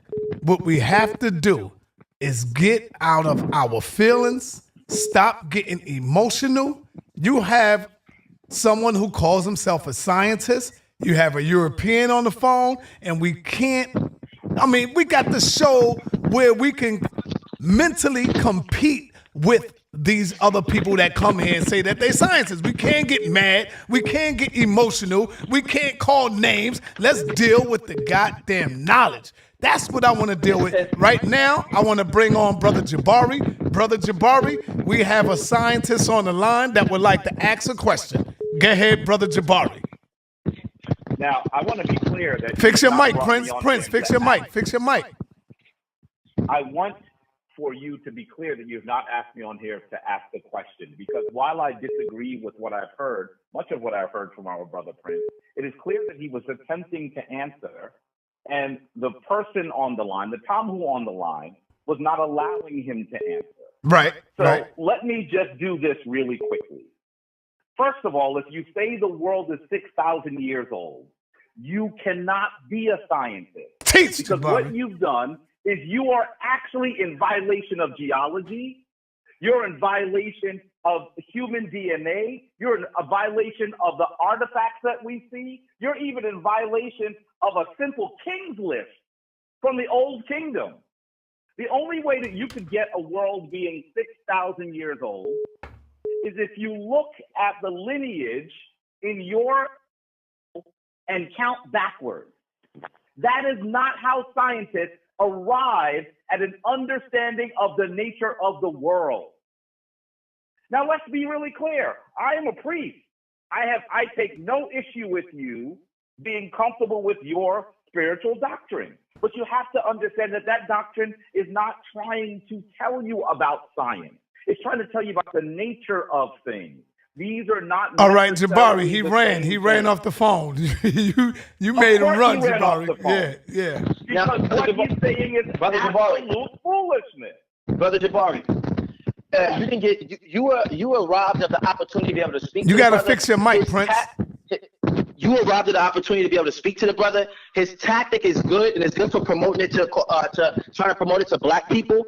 But what he did is he used a religious tactic, the testimonial, you have been deceived by the devil, Christian tactic. And then in doing that, he tries to overtalk, not allowing you to question him. My father taught us as student teachers that any person asks you a question, you should be able to ask them a question right back in response, one-on-one. That's how you square up. The dude tried to alleviate from us asking him questions and made it seem, he plays off the public, it's religious, makes it seem as if the scholar who's conversing with him is wrong off the rip without allowing you, it forces you to have to accept his 6,000 years by answering his question. Yeah, once he said that, I knew he wasn't a real scientist. Can I say something to you? Let me say something to you as someone that's a little bit older and as to a young teacher. When someone that uses that tactic, you have to say, you have asked me a question. Would you like an answer, or do you want to listen to yourself flame on and on? Because you have to catch him on this. What he was doing was absolutely ridiculous. And Sonetta, you should have stopped him. No, I wanted him to get it out. I wanted to see how we respond to that. And that's what I did. I wanted to sit back. Hold on. He wasn't allowing to answer. Hold on. I wanted to see. He did not allow him to respond. Right, but I wanted to see how we respond. And I'm telling you, we responded. But how can we respond? How we're supposed to respond with someone who's screaming over you, talking about you've been deceived, sounding like a white cult leader, like Jim Jones or some shit, on the phone talking about you've been deceived. And bro, nobody got time for that shit. Especially coming from a Caucasian, bro. I'm on this channel only for the purpose of teaching my people. Well, you just said you love him. You said you love him, brother. Yeah, I said I got love for any person that's trying to teach the people, but I don't have love for shit like that, bro. I said I got love for teachers. Despite, like, for example, I spoke earlier about Brother Jabari. I said that I don't want to have a conversation with Brother Jabari due to the fact that we had issues. That doesn't take the fact of love away. I love Jabari for the fact that he is trying to teach people. See, people are saying I should have hung up. I disagree with that. Because you get a white boy in here. You should have managed it. But hold on, brother. Man, hold on. Don't turn to Uncle Tom on him, bro. Hold on, brother. Just relax. See, the minute the white boy get on the phone, everybody want to run. Everybody get emotional. And see, me, I'm the only one that held my poise. I'm sitting back. I'm looking at. That's why people call you. Hold on, brother. Let me finish. I'm sitting back. I'm looking at Unc get razzled. I'm looking at you get razzle dazzle. Sit your ass back, take a breath, and then you get ready to go in. I'm the only one that was relaxed. I ain't go crazy. I'm not hanging up. I'm not running from the white boy. I'm not doing that. I let y'all do all that. I wasn't going to call him a cracker. I wasn't going to do none of that. I wanted him to stay on as long as we can to really beat the shit out of him. Scholarly wise. If he screams over you, I agree with you, Sarnetta, that you remain calm. And I'm not trying to say that his behavior is your fault. That's not what I'm saying. Right. Thank you, brother. He did something that was absolutely inappropriate. All I'm saying is that we had to better handle them. I wish he was still on the line. Well, I could call him back. I got the number. I could call him back. Jabari, handling him handling him is not the problem. The problem is trying to respond. You only get hype when a man is screaming on top of you, talking about you've been, like, I know y'all been to 42nd Street where you got them people who's running around holding them big signs screaming Jesus is Lord. How do you debate a person that's screaming on top of you? I can't have an intellectual conversation. But check this out. But Prince, we do it to ourselves all the time. We get emotional and we scream with each other all the time. So now a white boy gets here and he raising questions that let's keep it real, some of the questions that some of y'all probably couldn't answer. And even if you could answer it, you proving to him that you couldn't because of your emotion, because you got crazy. Hold on, Jabari. I'm gonna let you go. I'll talk to you later, Jabari. I love you, brother. Peace. Listen, I'm just saying, get him on the line. All right, I'll get him on the line. But what I'm saying is this. We argue with each other all the time. When that boy got on the phone, that should have been easy for us. That's what I'm talking about. Because why? We prepare each other for this type of shit all the time. So when the white boy, hold on. So when the white boy comes on and he do the same shit that we used to, we should just sit back, let him get it all out, sit back, laugh like Prince did, and then we go in the bottom. Don't make his ass run. Don't let him off easy. Don't let him off easy. When you do that, when he first got on the line, I sat back, I let him talk. Right. He gave me the room to answer his question. But the moment he said 6,000 years of Earth existence, there's no conversation. You can't reason. No, it's still conversation. You get him. But see, look, what I was gonna do later on was tell him to hold on. You gotta let him speak. But I wanted to like get it up first, like let the shit go haywire for a minute, and then calm him down and say, yo, you gotta let him speak. You gotta let him get it out. What I see is I see a white man able to come on a black platform where we're teaching black people, ruffle all of our feathers, get us all off of the topic, and then he's probably I don't think he ruffled ours. I think he ruffled your feathers because I was calm, collected. He pissed me off because I don't like. You're calm. The reason why you're more calm than the teachers that came on here is because you're not the one that's being asked the question. So the person that's being asked the question is looking like, is this a joke? I answered your question. I explained the genetic Morse code of GTC and But Prince, number one, brother, you allow him to ruffle your feathers, brother. Let's keep it real. My brother Unk, hold on, brother. My brother Unk allowed the white boy to ruffle his feathers. Let's just keep it, let's call it what it is. It's real shit.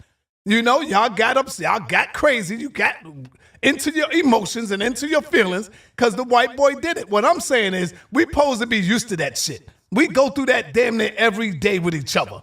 You know what I'm saying? That's all I'm saying, brother. So let's not blame each other. Let's move forward. This is how people start, Sanetta, this is how why people, when they jump on your channel, they start screaming Sanetta as an agent. Because it's brother, Prince. I don't care what people say of, Sanetta agent. All right, I'm an agent. Now what? What's the next move? Y'all gonna get me or y'all gonna continue to listen? See, everybody's an agent. Everybody in the world is an agent, brother. That's small talk. That's small talk, Prince. I would like for you to get this guy on the phone. Call him.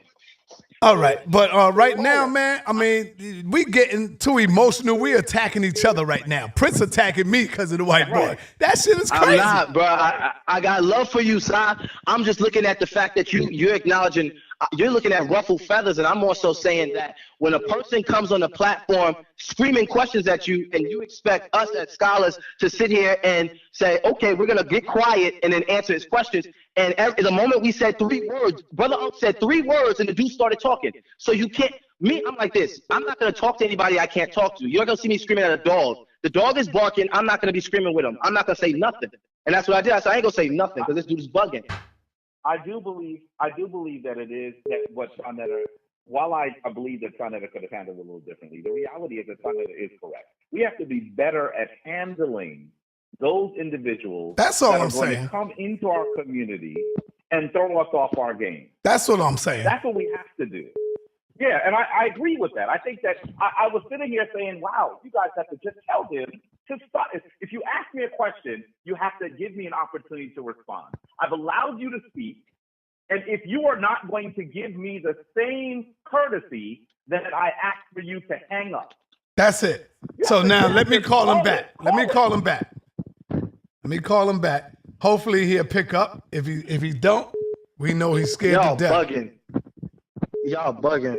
Why we bugging, Prince? Y'all want to work because y'all working with the Caucasian. I ain't got time for that shit. I'm here to teach our people.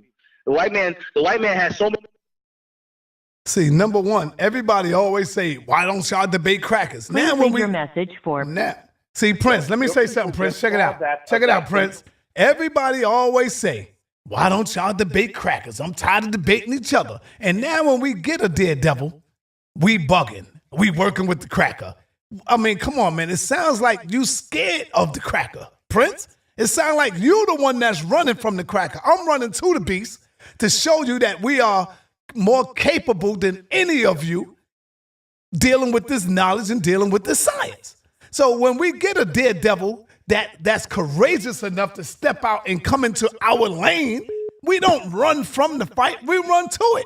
How come when it comes to each other, we run to each other and we want to tear each other down and debate them and go in? But now when we get a daredevil, oh man, y'all crazy. Y'all going for the dare. Come on, brother. We got to stop that, man. Platform and did that. And Jabari, I agree with you and Sinetta. My only thing is I'm not to mention the word scared like this is an elementary school playground is ridiculous. Man, we're having a conversation. I have no reason to fear my life in a conversation because scared is only going to be for life or death for me.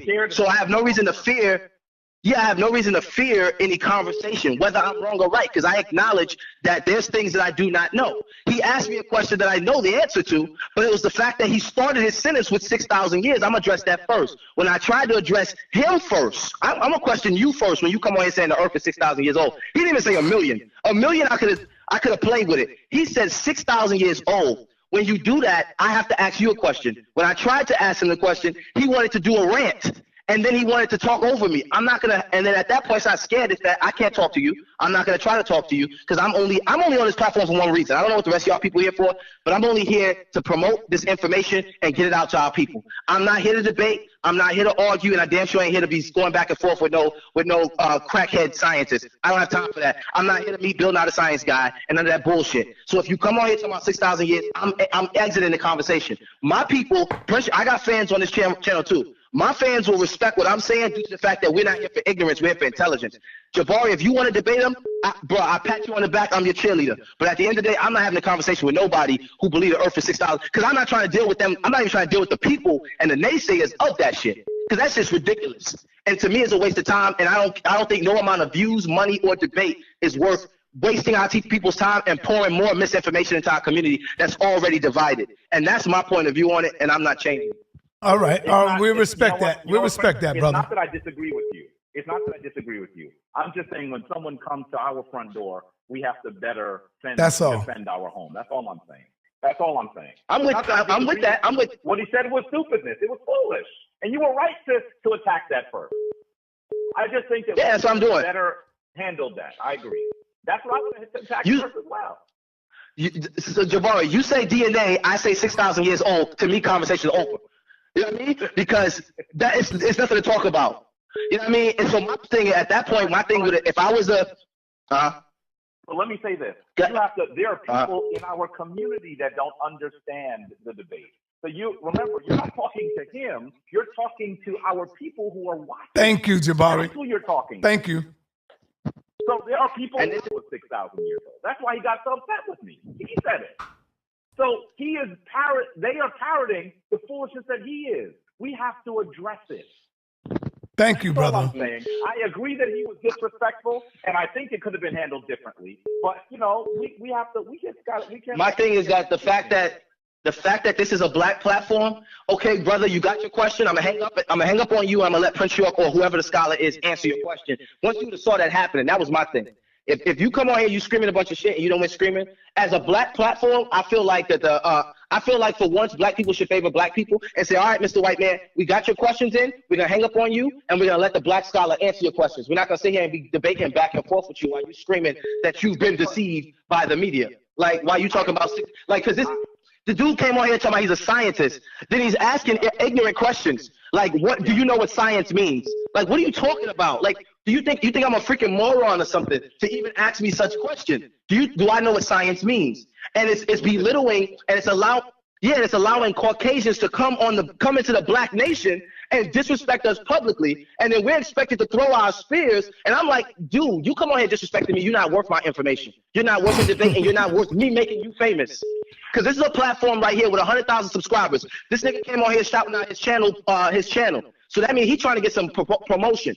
I'm not giving that nigga no fan base, bro. I'm chopping his head off, bro. You gotta go. I'm hanging up on him, and I'm answering his question, making him look stupid. I'm keeping moving, and that's how I operate. You know what I mean? That's how wu-nuwaupu operate. We're not gonna sit back and argue with a nutcase on the phone and let the whole channel be disrupted because Caucasians operate on a different frequency than black people. Even our arguments are not even as hype and generate as much energy as that guy was. He went from 0 to 100 in less than 2 minutes. And then would not allow anybody to answer his question. Not even Brother Unk. For the people in the chat room was saying Prince York is scared. He wouldn't even let Brother Unk answer the question. You know what I mean? So, bruh. And I honestly don't believe he's going to let you answer the question either, Jabari. And it's going to be a waste of time.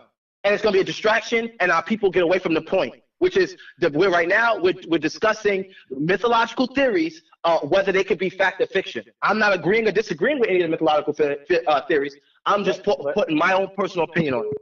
All right, let's move forward, y'all. Let's go on now.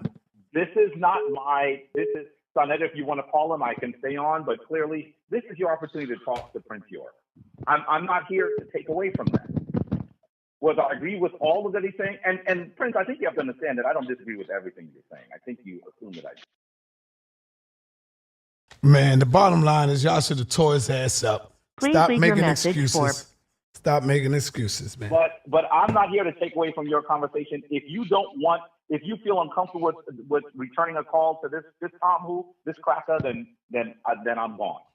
But if we are to call him, we should address it. All right, let's move forward. I ain't gonna call him. I tried to call him. It went to voicemail. Okay. All right. So peace yeah. to the family. Peace, brother Jabari. All right, Prince. Let's get back on track. Let's close out. Or let's take some more callers. Here we go.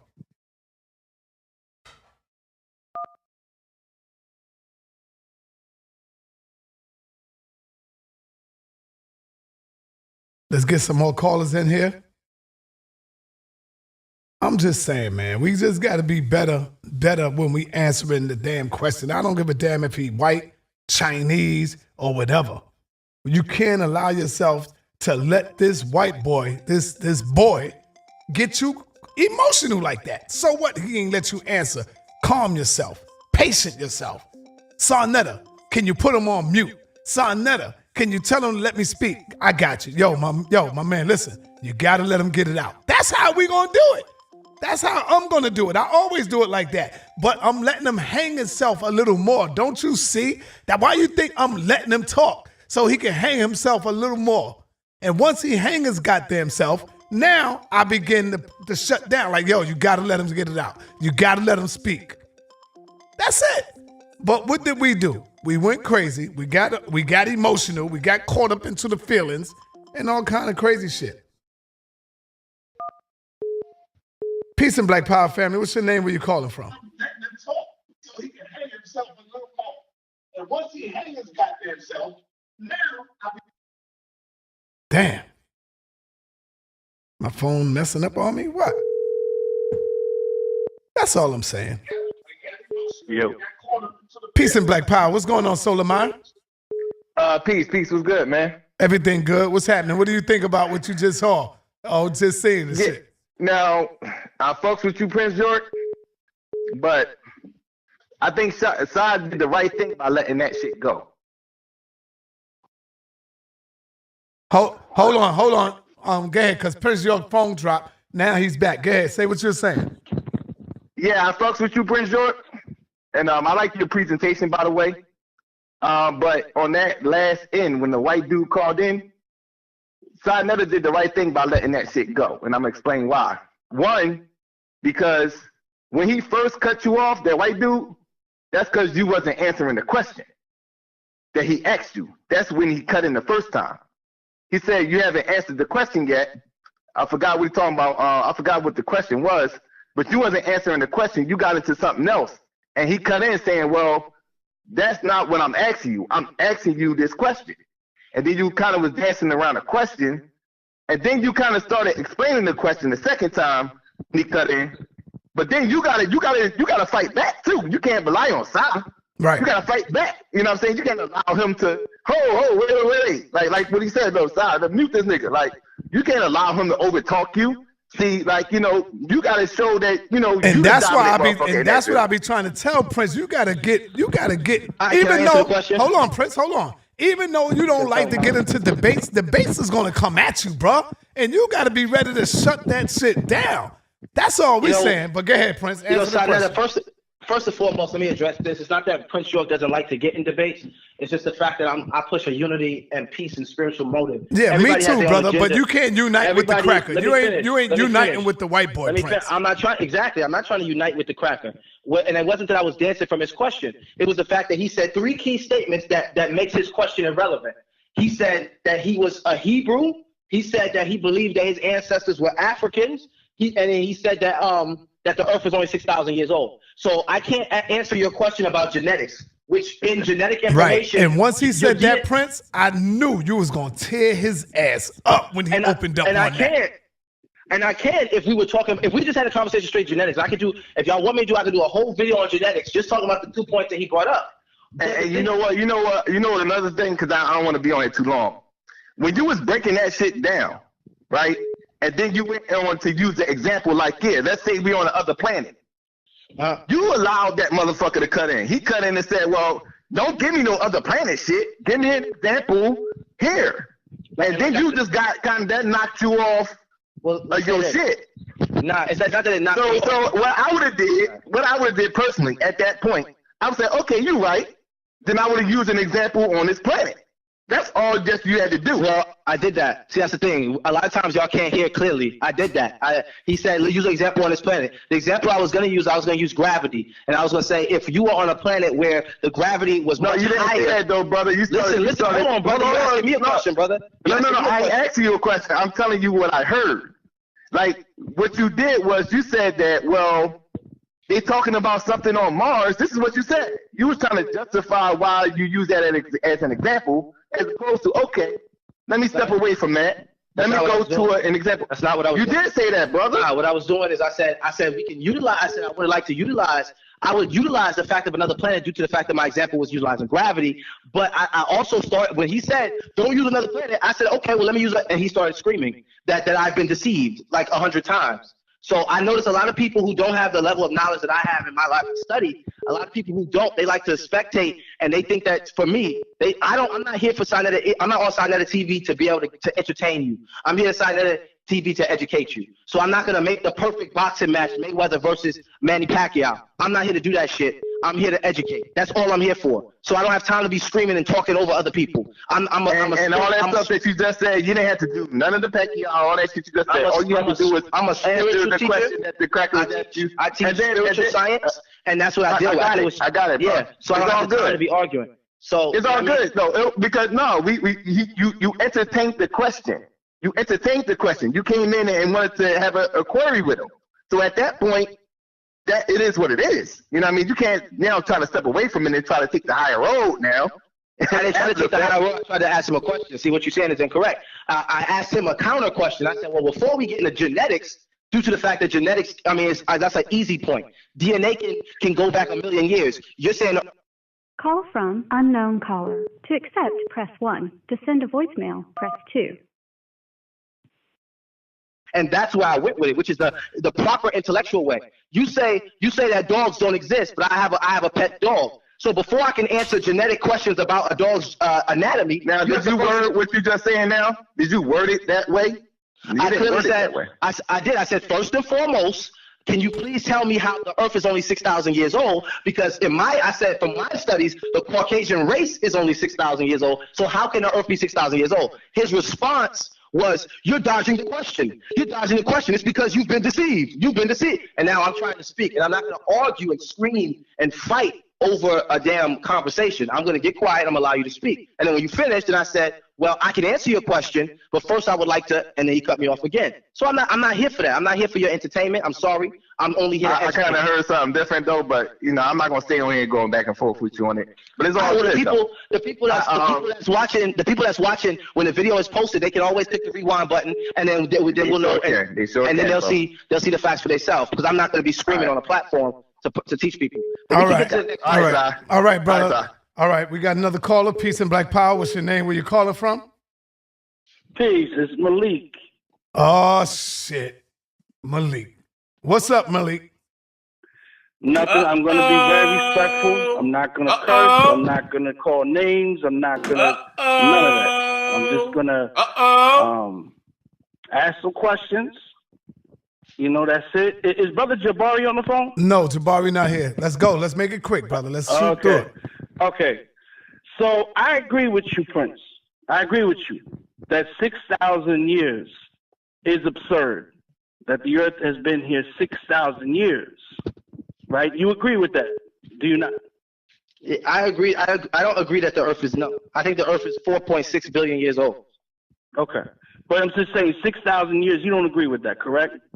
No, I don't agree that the earth is 6,000 years old. No, but this is what I say. This is what I say to that. Nobody in the world knows how old is the earth. We only guessing. Nobody knows. Okay. We only taking other people's perspective. We only taking other people's wait for it. But really, the truth of the matter is nobody living on earth right now today knows how old is the earth.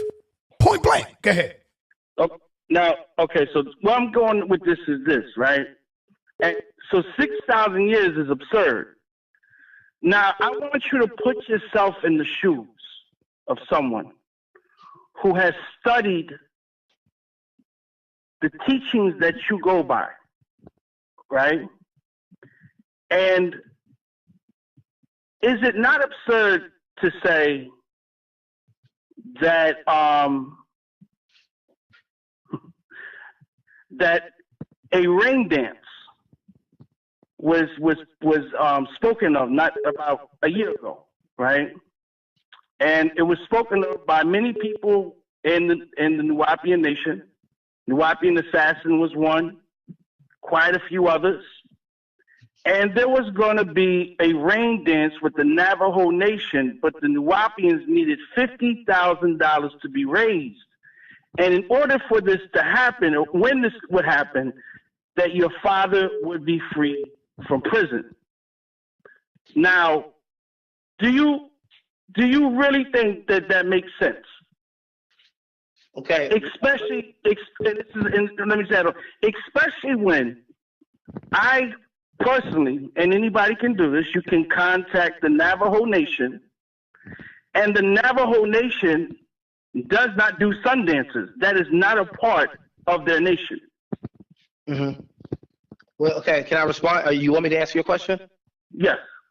Okay, personally, I have absolute no knowledge because I would have promoted it on my own channel if I heard anything of that nature.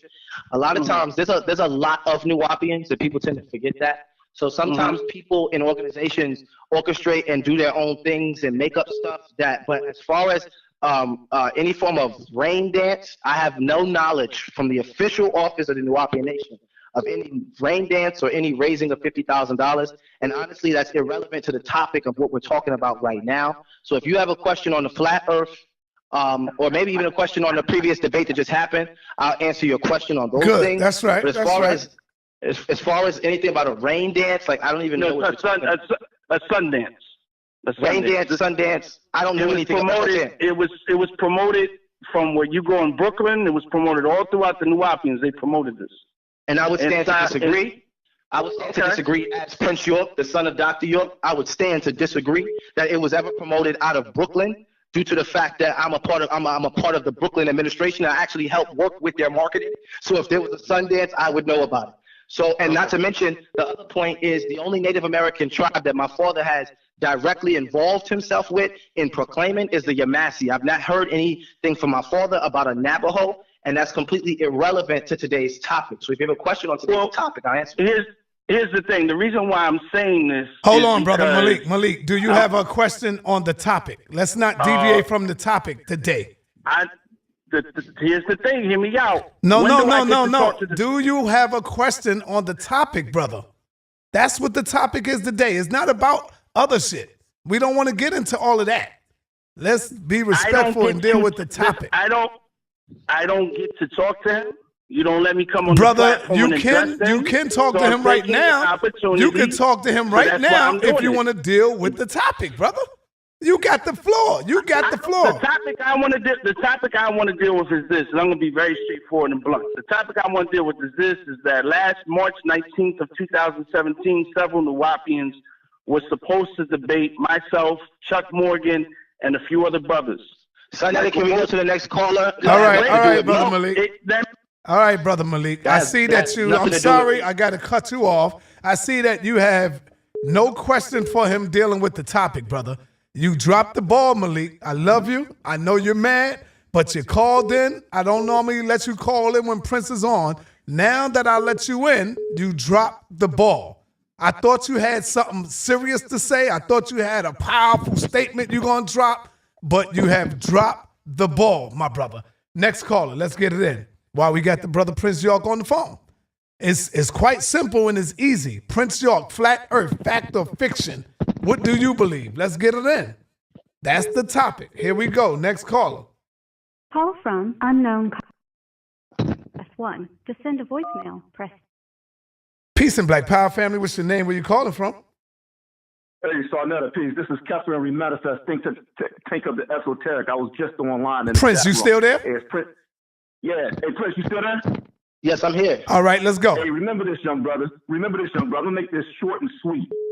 When that white boy called in and he started shooting all those questions at you, the burden of proof relied on him at that point. You should have put that on him and said, now you prove that it's not. You always remember that, man. The burden of proof relied on him. I wish the phone was open when the cracker was on, and I would have battled his ass.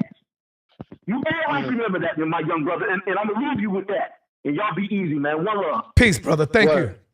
All right, let's get these callers in. Burden of truth.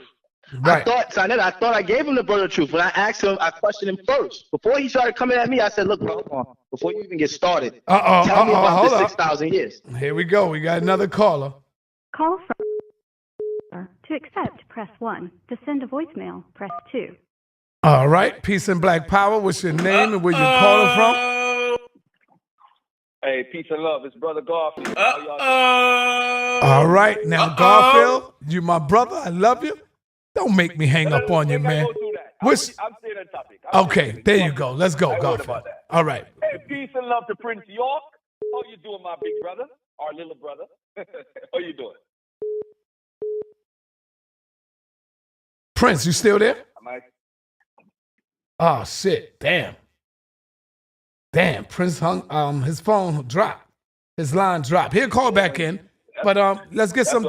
Hey, my brother, I want to let you know. Oh, here you go. He calling back in now.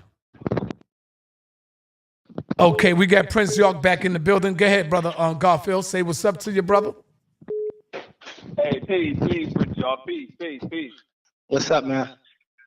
How are you, my brother? All right. Let me ask you this. Why a lot of people had some issues a while ago in the chat? Because I'm watching and I'm pretty disappointed with us as a people. Yes, the white man or whoever he is, because I don't know if he's white, black, or what, because it could be a black person. Because he was quick to claim that Hebrew Israelite doctrine. Right, that's real. And he knew that shit. I don't know if he's white. Let's not fall for that white trick, because I could call in and sound white any day. So, you know what I'm saying? So it doesn't matter what he said. Good point, Garfield. I'm going to ask Prince the question the dude asked.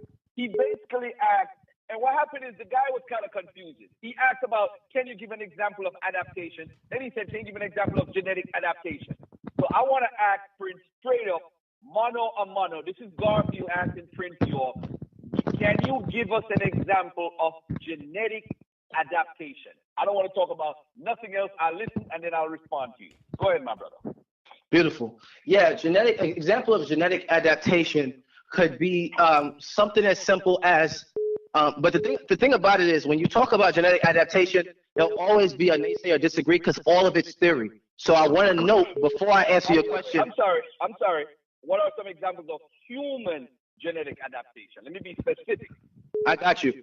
That's why I said before I go into the answer, I want to make note that none of this, I wouldn't say any of this is fact due to the fact that, remember, because everybody's asking me the question as if I'm a believer of evolution when I said I don't believe in evolution.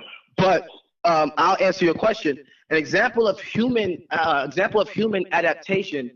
That's a very difficult question to answer because it would be based on theory. It would be based on the fact of if you gave an example.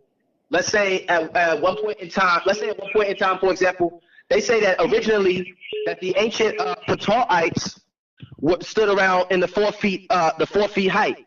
Now this is only naysay. Can I stop you 1 second? No, this is. I didn't answer your question. Move on. No. I didn't answer. No, we're not gonna move on. We're gonna answer the. No. We're gonna answer the question. You just said, but Prince, you just say it's hard. Just say, you know what I say if the guy had asked me. Let me tell you what I would have said, Sonnet. Can you put yourself clear? I can't really hear you, Garfield. Oh, let me pull over then. All right. Let me pull over. Yeah, stop. What has to be acknowledged. Hold on, Garfield. What has to be acknowledged is people are asking me questions about the genetic adaptation when I was the person that said I disagree with it. So you're asking me to prove something I disagree with, and I said I agree with the fact that we possibly can change due to the fact of extreme weather or extreme conditions that we live in, but I disagree with like how people say that people came from monkeys or people came from fish. So everybody's asking me a question to something I disagree with, and I'm trying to explain to them I'm disagreeing with this. No, Prince. Actually, when Hank was on, you actually said you agreed with adaptation. That's what I said. I said no. I was saying that Let me finish. Okay, go ahead. Stop dancing, bro. You gotta be honest and say, listen, I don't know.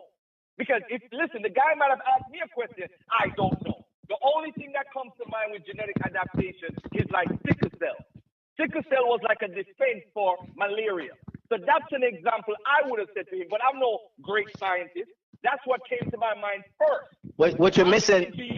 I'm saying to you, though. I'm saying to you, you got to be aware of what you are saying. So people, you see, a lot of people don't take you serious not because of whatever with your father, but you always bring confusion. You say one thing, then you deny that you said it. You just said it live.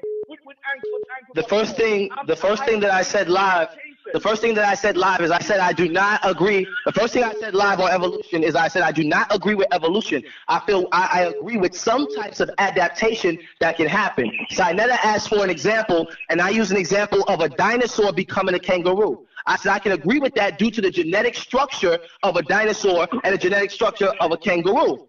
But I said I don't agree with extremism. So when somebody said, and that's what I said, that people in the chat room will tell you, I said I don't agree with a fish jumping and growing into a human within a matter of million years. I said I disagree with that form of evolution. I can deal with minor changes in the genetic makeup, but when it goes to extreme stuff, like a person going from a fish to a human, I said I disagree on that. And the thing that I said was getting confused when I told Sinetta this, I said let's not get confused adaptation with evolution, because they're very similar. Brother, hold on, I'm almost finished. Hold on. No, I'm not gonna let you. I'm gonna finish. Brother Unk stated that, which I agree with. Brother Unk stated that adaptation is a part of evolution, which I agree with. I just said I don't agree with the theories that get too extreme when people say humans came directly from fish. I said I personally do not agree with that. Now, if you want an example, there's no theory. Hold on, there's no theory that says humans come directly from fish. There is theories like that. Which theory is that? Okay, there's the theory that they don't say directly humans. They say all things on Earth came out of the water when the amino acids and they grew to a single cell organism. Hold on, let me finish. Damn, let me finish, bro. It grew from a single cell organism in water, grew to some form of fish type creature, which one day came out the ocean and came onto land, and then became a lizard, then a dinosaur, then a human, then all these different things on Earth. I said I disagree with that. I said that's extreme. And I disagree with that. I didn't say it was fact, because hold on, and Sinetta will tell you. I clearly stated, I said, this is not fact, this is my opinion. So I'm not stating fact. So I don't have to say I don't know if I'm talking about my opinion. I agree. I said I'm not. I agree. You know what, though, I respect something. Prince York said earlier that he believes that we came from some sort of extraterrestrial being, right? Some would say alien. Right? Now, hold on. You said that sounds more believable. Now, you know what, though? I agree with you that it sounds more believable. Because majority of black folks is basically we down with the pseudo nonsense. Now, I'm going to ask you a question now. Do you have evidence to back up that we come from aliens? Yes. Because listen, a lot of people need to listen to this. Garfield, you are the alien, Garfield. That's right. You know that? I'm going Now listen to this carefully, family. Listen to this carefully. And you see the conversation me and Prince having? This is the conversation he's good at because I'm allowing him to talk and I'm respecting whatever he's saying and piggybacking on whatever he's saying. Now, whether I agree with him or not is a whole different scenario. Now, you see, with scientific theory, it's different than a theory. Scientific theory it's already been played out. But people don't listen. This is what you all should have said to the white boy. How is it you're a teacher in a school that teaches evolution, but you here telling us that evolution is not real? And that's when you'd have figured out that he was an imposter. Can I answer your question? All schools, hold on one second, brother. All schools teach, public schools, even Roman Catholic schools teach evolution. We send our kids to them. So why don't we send our kids to our own school so that we don't have to learn evolution if we don't believe in it? We don't believe in it, and our kids are being taught evolution. You were very correct, Garfield, but I would like to answer your question if you want to ask it again about the extraterrestrials. Oh, the extraterrestrials? Go ahead, brother. Let me hear your theory, brother. I want you to ask the question again. You're saying that the humans come from, if I'm incorrect, just correct me on the way. You said that human beings come from extraterrestrials. When did they come from? What time period? And when did this all happen?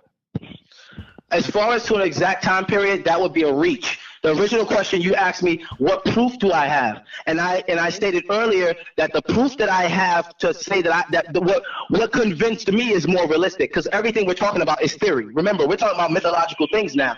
So everything is theory. So it's more based on theory. The proof that I have that convinced me personally that we as humans came from extraterrestrials is due to the fact of ancient cultures such as Egypt, such as the Aztecs, such as the Dogons, all speak of extraterrestrials coming from the sky. Even monotheistic religions talk about a God force and all of these race of beings called angels that came down from the sky. When I today look up at the sky, I know that there's space there. And I wouldn't say that Earth is a random selection, that one planet in a continuously vast universe is the only planet with life on it. That would just, to me, would be ignorant to say. So I could say, yes, due to the fact of our ancestors talking about having direct communication with these extraterrestrials. I was just at the Houston Museum of Natural Science, where they have a 17-foot tomb, a 17-foot coffin that has a woman on it depicted with a green face. I put it on my Prince York YouTube channel. When I saw that, it makes me say, at some point in time, where our ancestors are talking about extraterrestrials and star beings, as well as stargates, interstellar, the process of Mikrobah, which is taking your soul out of your body and transferring it to other places, our ancestors are talking about these things. So I'm not going to call my... Where the ancestors talking about this? Which ancestors? Well, ancestors talking about this, brother. Oh, really? Okay, when we talk about... for example, if we talk about the Native American site of Pumapuku, they directly say that the beings from the sky came down and taught them how to build, and they have perfect 14-ton blocks that are cut into perfect squares. But that don't have anything to do with the fact that aliens came down. This is why I'm asking you. All right. Hold on. I'm the host. Hold on. Okay. Hold on. Garfield, we got scholars. We got Scholars Corner tonight, brother. I'll talk to you later, Garfield. Hey, and by the way, man, get Empress Setman on that call. We need to break down some business with Empress Setman. I'm having enough of her. All right, we got Scholars Corner tonight at 8 o'clock, y'all. Make sure y'all have y'all ass in the building. We're going to do it on Black News 102. And be ready, because we are bringing you every Friday night at 8 o'clock, Scholars Corner. I might have a guest coming in one day. One Friday night could be Prince York. Another Friday night could be the Mossy Warrior Clan. Another Friday night could be Dagger Squad. We're going to have the scholars in the building. Another night, it might be Baba T, Every Time Fire TV. I might have George Macon in the building. He might have some calls. We might bring Malik in where he could go buck wild and go to fuck crazy and ask any question he want. We will have Scholars Night, Scholars Corner in every Friday night at 8 o'clock sharp. Make sure y'all be tuned in. I'm gonna make sure I'm gonna get me a song for that. I'm getting the logo as we speak for that Scholars Corner. We're gonna get it in. We're gonna have fact. We're gonna have Dr. Ma'at in the building. We're gonna have Amir Squad up, the Magi, you name it, Asar, Imhotep, Wujaru. I mean, you name it. We going in. It's gonna go all out, family. And the host of the show will be Brother Sarnetta and Garfield, who is the founder of Scholars Corner. Make no mistake about it. Garfield is the founder of Scholars Corner. See y'all tonight. Peace, Brother Garfield. See you tonight, Garfield. And yes, sir. We're gonna let my brother have the last say on this, because I gotta get ready. Prince, peace and love, Prince. Peace out, Prince. Peace. We're gonna let my brother Prince have the last say. Go ahead, Brother Prince. You got the floor, brother. One thing that I noticed overall, because we did a very good video with me and you on the Aborigines that just came out on Sinetta Studios. One thing I noticed on your platform is it's very, very difficult for Prince York to get past 4 words. And the people that I talk to, when I talk to people on your channel, they never actually listen to what I'm saying. I clearly state, it's like everybody has a predetermined dislike or disagreement for Prince York before he starts talking. So they're disagreeing before I answer their question. And a lot of things that I'm saying, they can easily research. I never stated that aliens was fact. I clearly said what convinced me to believe that. Yeah, that's but true. They missed that. I said, we're talking about mythological theories. I didn't say facts. That is true. They're debating it as if I said it was a fact. I'm saying what convinced me, and I'm speaking for the people, because there is a population of people who believe that we came from extraterrestrials. He asked for proof. I told him, and it's a fact, is the pyramids not perfectly aligned with the Orion star constellation? Yes, it is. Did Osiris not clear? Is it not stated that Osiris came from the Orion star constellation to Earth? I didn't write this stuff. Right, the Orion's belt. The Orion's belt. Yeah. So damn, I forgot to ask Garfield. And you still in here, Garfield. Do you believe, Garfield, right now, with a yes or no? Do you believe that the dinosaurs were here, Garfield? You believe in the dinosaurs? Yes or no, Garfield? Go ahead, Prince. Yeah, man. It's just. I try my best to work with you and work with your platform, bro. But if you can't handle it, brother, I understand. Don't worry about it. We still love you, brother. It's not about handling it. It's about how we can facilitate respect and common sense. Brother, I have no control over what the people say, brother. In the chat room, I have no control over what the people that's writing, brother. You gotta understand that. You gotta understand that. I'm talking about when you starting a show called Scholars Corner. I think it's a great idea. Yeah. But the only thing that I'm curious about, if I'm ever invited to come on Scholars Corner, is will the scholars act like scholars? Because when I watch documentaries, I can watch a documentary and listen to a scientist's full thought theory and everything, and I can draw my conclusion from what he said. When I speak for 5 minutes, I'm cut off and told to hold on. I promise you, I will not allow you to be cut off. If you're all those who are a guest on Scholars Corner, you will be able to get and speak your speech. Where my man at? Hold up. If everybody on Scholars Corner. This ain't Sinetta talking. This me, nigga. Speak your speech, nigga. Speak your speech, nigga. Speak your speech. You built like that? I got some shit for you. Your speech. Make no mistake about that. Yes, we got to keep it very professional in order to promote the existence of this channel for a long right, duration. Right. I agree with you, brother. Yeah. I agree. Because they're not listening. If I'm the scholar talking, you have to listen. If I say this is a theory, and then you say, how can you tell people? I said, I'm not telling people anything. I'm telling people a theory. Right. You didn't hear the word theory? Right. So how are you going to call yourself scholar, make yourself the host of a scholar show, yet you didn't even hear what I just said? Right. You know I feel you. Yeah, and me, I want like the Aborigine show. The Aborigine show was great. Comments was great. People were able to chime in. All right, brother. Don't call it. Don't promote nobody else shit, brother. I hear. I'm promoting yours. I'm promoting your show. Okay, the Aborigines show. Yeah, the Aborigines video that we did together was perfect because whether you agree, I would never know if Sinetta agreed with me or disagreed with me on the Aborigines. All I know is I was able to. Brother, I agree. I agree with you on the Aborigines, and I'm quite sure a lot of other people do too. Because I've been looking at the comments, and you're gonna have something that's gonna go against it just because of who you are. Understand that, Prince, and they supposed to. That's why I embrace when they go against me. I know who I am, and I know I'm gonna have those that's gonna go against me. I know who I am. I'm the king of the shit. I'm the king of the conscious community. So you got to go at the king, man.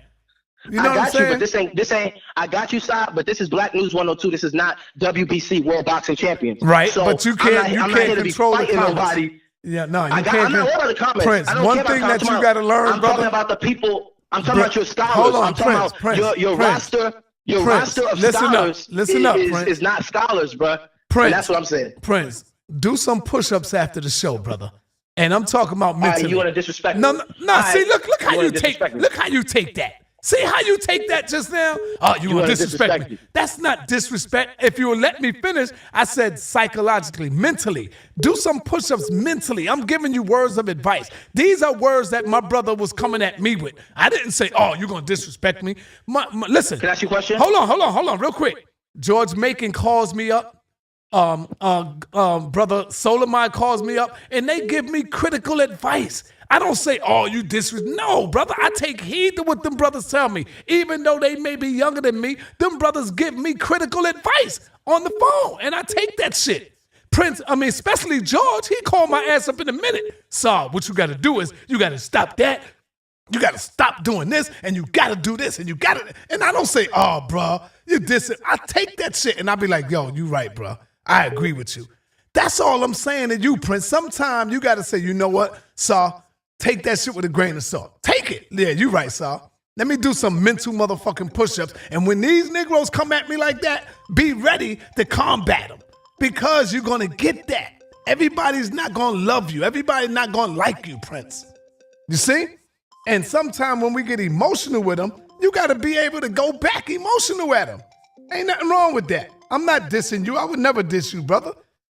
I love you, Prince. I love you, my brother. Why you think you able to come on here? Why do you think I be backing niggas up off of you sometime? You don't see that?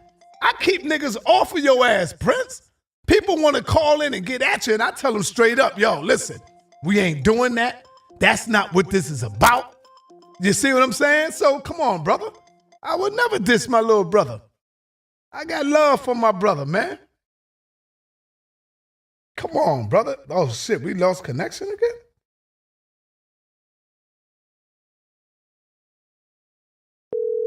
We got to stop that, y'all. We got to stop it, man. It's not my call drop. I know. But yes, brother, I hope you heard what I was saying. I would never disrespect you, brother. I got love for you. Why do you think I don't allow brothers to call in and disrespect you on my show? Because that's to show you that I would never allow that to go down. You a guest on my show. I'm not letting nobody do that shit. Hold on. Last point, and if we can get to ready to Islam to my brother Roy Bay. What's up, brother? Islam, brother. How you feeling? I'm good. What's up, baby? What's up, man? Hey, yo, man. Sonetta, for real, brother, I really have to say I do understand what Prince York is saying. Yes. And shout out to my good brother Garfield, but Garfield has a tendency of asking a question, and before you can even structure your linguistics to respond, he's back on the ropes, intervening, cutting you off. And I spoke to Brother Garfield in Washington, D.C. when he said, "Oh, I don't mean to cut in." I said, "Listen, if you don't mean to do it, don't do it." That's and right. Prince York, right. What Brother Prince is saying, that he wants to have a fair, respectful conversation. Right. None of this, listen, brother, we all grown men and we profess to be scholars based on our independent study and research. Scholars should know how to respectfully conduct a conversation. You didn't see Dr. Ben and John Clark and them acting like that when they held conversations. Stop. Listen, Hold on, finish. Roy Bay. Let me finish, Roy brother. Bay. Go ahead and finish. Oh, here we go, man. Go ahead and finish. All right. For the most part, you didn't see them brothers acting like that, though they had their heated topics as well. Okay. But we have to get past. Check it out. Brother, I was trying to. Whereas we talk about evolution, right? We have to evolve from minuscule emotional dialogues and get more into the intellectual perspective of things with respect to one another, right? So, Brother Prince York, are you still there? Yes, I'm here, man. All right. My good brother, would you agree with me that the majority of what we know as history, some of it is theory, some of it is fact, and there's a percentage of it. I will agree with you.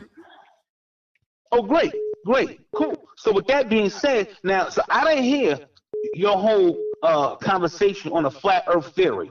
Me personally, as an individual, I am not scholarly in that category. And honestly speaking, most of my knowledge as it relates to the flat earth theory or the round earth theory came from what I learned, i.e. the school books I read in Barnes and Noble. Yeah, Prince killed that. You should have listened. He killed that. I agree with Prince on that topic. He killed that.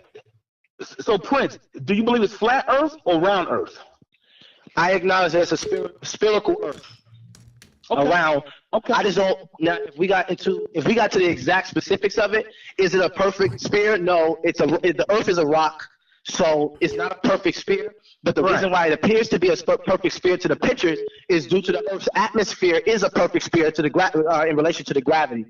I even went as far as going to the actual physics equation, which is F equals GMM over R squared.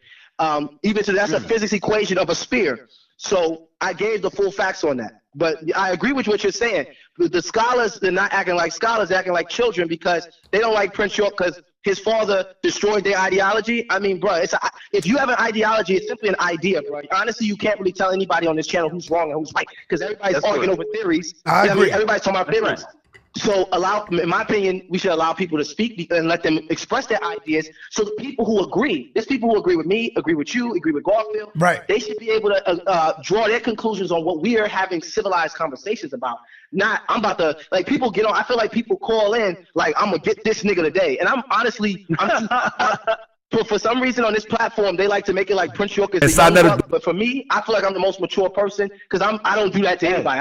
I don't call in and say, I'm about to destroy another black man. I'm just trying to build. That's all I'm here for, man. I don't care about the rest. Hey, brother, listen. Garfield himself is a very intelligent brother. Only thing is, he has a defect in his approach when he keeps cutting people off. Hey, no, Roy, brother Roy, I'm going to let you know, yes, be careful of saying the Dagger name because he is in the building. And that's my man. And shout out to Garfield. he That's might my man. he might give you a call out. He might give you a call out. And listen, hey brother, this is the conscious community, right? Right. Everybody gets called out on this platform. Damn I right. don't care who you are. Damn right. Roy, yes, sir, brother Prince. Is this the conscious community or is this World Wrestling Entertainment? Conscious community, brother. The only ones that say World Wrestling. Hold on. The only ones that say. Hold on. Hold on. You know as well as I know that ain't nobody wrestling and getting sweaty. You know it's a debate. The only one that's afraid of it is afraid of getting their information challenged, is afraid of asking questions, is afraid of getting questioned. That is true. That's not true. Listen, brother. Hold on, brother. Hold on. See, now you're cutting me off. That you just got through saying you don't want to be cut off. So what I'm saying, my brother, is people debate every day. Even when you go in the barbershop, you will hear them debating about sports. That's a fact. You will hear them debating about who got the best gear on. You will hear them debating about whose sneakers cost the most. People debate every day. When you go into the bar, you hear them debating about black male-female relationships. You hear them debating about sports, all kind of stuff. But the minute we want to get into the debate about information, there's a problem. And we do it the way we do it because of our melanin, because of our emotionalism, because brother, you're not letting me. Now, see, you cutting me off and you just got through talking about why you upset and how you don't let nobody talk and niggas keep cutting you off. But look at what you doing to me, brother. You cutting me off. Just because you disagree don't make it a fact. You can disagree all you want to.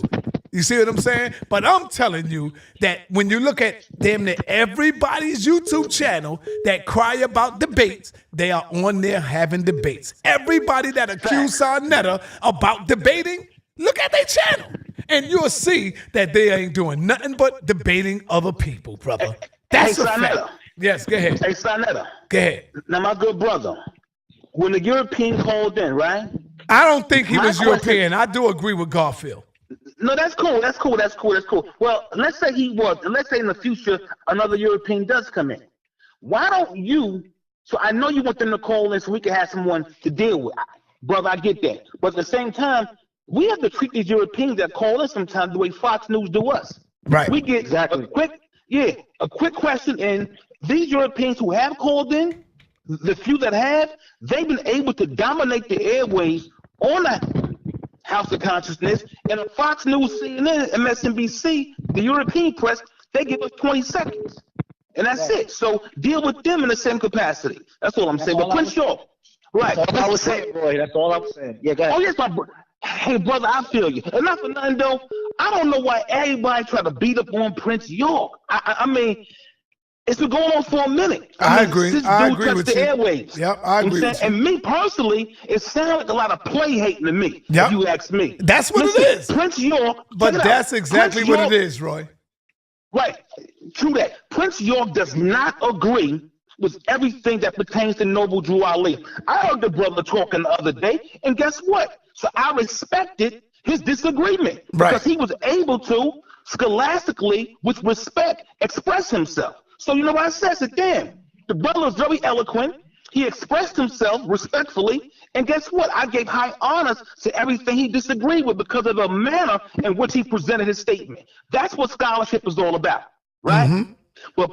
But Prince, you sort of threw me for a loop, though, because you said something about the lizards turned to dinosaurs. Or you said that you didn't agree with that?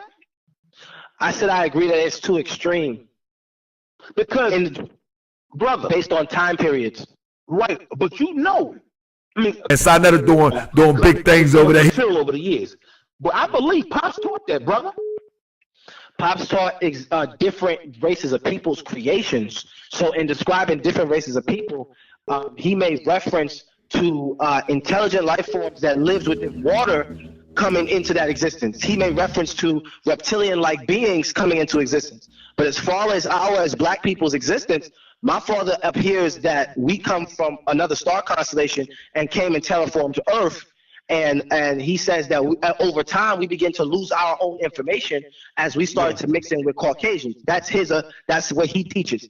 Note that is Dr. York's theory. And hold on, let me just say this for the people that's going to scream pseudo. You can't scream pseudo on first of all, you can't scream pseudo on theory, because a theory is a theory. You know what I mean? People don't understand that. So you can't scream pseudo on theory at all. You only can scream pseudo on a fact, and it's if the fact is blatantly made up. There's evidence to prove that what Dr. York is saying is correct, and there may be evidence to prove that he's incorrect. Be the person to go get the evidence to prove and show that the Egyptians did not say they was from Orion. And when you do that, then you make sense. Coming on here and attacking his 26-year-old son when you're 40 years old, man, all you're gonna do is get one. I'm gonna wipe the floor with you because I'm well studied, and you're only gonna embarrass yourself. And I'm not here to.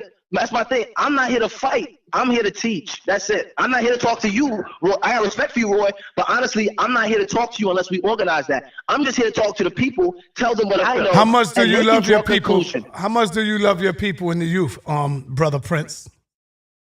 How much do I love my people and the youth? Yeah, like the young people, your youth. How much do you love them? I'll put it this way. I'll put it this way. This right now is my rookie year. So for the people who disagree with me that's over 40, you'll be dead when I'm the master teacher. Okay, brother, I'm going to ask you the question again because I don't think you answered. Hold on, let me finish, Si. Your kids are going to be my students. So I love the youth because your kids are my students. I got 20 plus years on your children. So now, by you saying that you love your youth, you said you love the youth. Yeah. Prince, sometimes you got to fight for them, my brother. Sometimes you got to let them see that you're willing to get dirty for them, my brother. Sometimes you got to stop running from a debate and saying, oh, I don't want to do it. I don't want to get into this. I don't want to do the WW. You got to stop that shit sometimes. Sometimes you're going to have to face the goddamn pressure and walk through that shit. And brother. You can do it. You can walk through that shit. Prince. That's all. Hey, Prince, real talk though, brother. Yo, listen, me personally, so I would rather step away from debates as well. Right? But at the same time, I know that comes with the territory. You know what I'm saying to you? Now, your pops, my pops. Oh, he ain't run from no debate. He tore niggas' ass up. No, he didn't. He tore motherfuckers up. Yo. Hey, Sinetta, if anybody had a doctrine out here. That's right. Any and everybody. Melchizedek, Malachi York, Imam Esau, a.k.a. the whole 9 yards, he was going at that neck. That's right. That's right. He was going at that neck. In fact about it, I'm going to keep it real with you. Once upon a time, when the Hebrews was running amok in New York City, I'm talking back in the 80s, right? And it seemed as if though nobody could deal with that community. When Malachi stepped up with 360 questions to ask a Hebrew Israelite and 360 questions to ask the Israeli church. So I was using that data to put it on them. And in those days, Captain Kazariak and, Zion Lex and Divine Prospect, they wasn't out here back when I was doing it with the Hebrews in those days. And I was using Melchizedek's data. And I'm going to tell you something. Till this day, I haven't heard a response from the Hebrews as it relates to dealing with that information. We in 2018 now. I'm talking like around late 80s, early 90s type stuff. You know what I'm saying? So Malachi, he came for everybody. The Moors, the 5%ers, the nation, the Hebrews, the church, everybody all inclusive. So Prince York, you being the seed of your father, my good brother, there's no way you want to walk through no conscious vibration without engaging a scholastic debate because of who your father is. He shadows you, brother. I don't disagree with a scholastic debate. I disagree with a scholastic fist fight. That's what I'm saying. Y'all missing that. And we do too. And we do too. I'm well seasoned to debate. We're trained to debate. I mean, our books, as you just mentioned, our books are built in debate format.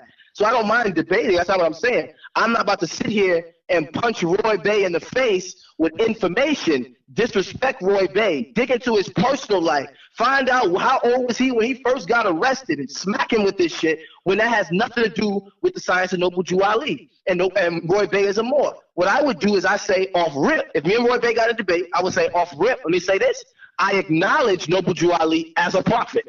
I acknowledge Noble Jew Ali as having, I would say, incarnated information, meaning information sent to him from the ancestral realm. My only point against the Moors is I would say that the Moor science information today, I would say, is outdated and we have to grow further. And my father's approach, if people paid enough attention, was that. So the 360 questions was in. So hold on, let me finish. The 360 questions was in response to them attack. Everybody always attacked the wu-nuwaupu, no matter what name we went by. They attacked us first. They just don't like when we respond because we can destroy you. I just don't. My father he taught for 54 years. I don't feel like we have to go to war for 54 years. I feel like once the war is over, those who agree. Let's have a conversation. All right. So now, Prince, do you feel that the wu-nuwaupu lessons and teachings and studies need to be updated? Now, go ahead and say no. Go ahead and say no. No, that's not what I'm about to say. That's not what I'm about to say. All right, go ahead. I will say this. I'll say that the wu-nuwaupu, and any wu-nuwaupu in the chat room will tell you, the wu-nuwaupu information is updated on the regular. Okay. Regularly. Respect that. Yes. It doesn't. But the thing about it is, we deal with, due to the fact that we deal with mainly science, we don't deal with drastic changes of anything. We don't have to necessarily change a fact or something we said in the past and change it to today, because the master teacher, how he teaches is he teaches for a certain group of people. Now, what he's teaching now is for the truth of all African races. So what we update is more so add-ons, not takeaways. There so you go. We add on more facts to further prove our number one fact. Our number one fact is that all Africans descend from Orion and Sirius star constellation. That's what we adhere to. If you disagree, it's cool. But that's what we accept, and I'm still your blood, so you ain't got to smack me in the face. All right, so with that, Prince, I got to go, my brother. I got to get ready. Hey, Roy Bay. Roy, I got to get ready for tonight's show. Go ahead, ask me a question. My God. Yo, Prince, now listen. This is my thing on the whole outdated thing, right? The reason why I don't subscribe to the tenements of that concept is because, so even you yourself, you're a very highly intelligent brother, but you are still in your intellectual infancy stages. Whereas you can't put a birth date nor a death date on any doctrine. What you can do, as you just stated, is add on. But the foundation, which is like a constitution, it is perpetual. It remains until, right? Because truth don't change nor pass away, right? So what we can do, hold on, brother, hold on. Okay. What we can do is add on. And this is what, for the most part, we've always done. We have added on. Even in the Moorish doctrine, right? Some Moors are very sensitive about the teachings of Noble Jew Ali preserving it. And I get that. Nothing wrong with that. That's right and exact. But some aspects of the Moorish paradigm, they never changed the prophet's teachings, but they have added on. The thing is, I don't think the demonstration has been made available to the public to where they know what's been added on. Most people don't even really know the Moorish doctrine. They just know that, hey, the prophet came in 1913, and now we in 2018, now it's time to update something. They haven't even mastered the little bit that Noble Jew Ali brought. They ain't got a clue. So the term update should not be the right term to use. Add on for further understanding is what I would subscribe to. All right, and with that, I got to go. I got to go, Prince. Prince, thank you for coming in once again. Prince, love you, brother. Love you, Prince, man. One last sentence, Roy. One last sentence. Yes, sir. Since you said add on, you're a Moor. And Dr. York did what? He added on and became a what? A wu-nuwaupu Moor. Yeah. That's exactly what we do. You know what I mean? That's what we're all about. Hey, brother, your pops is my teacher. You ain't got to tell me what he did. All right. We got the roll. Peace and black power. Thank you to my special guest, Brother Prince. Definitely, bro. Killed it as usual. Prince went in as usual. Love my brother as well. Thank you, Brother Prince. And I'll see you on the next topic, man. Hopefully, I would love to invite you on the Speaker's Corner, and you will be able to speak your speech. All right? Peace and black power to you, my brother. Peace. All right, family, there it is. We out.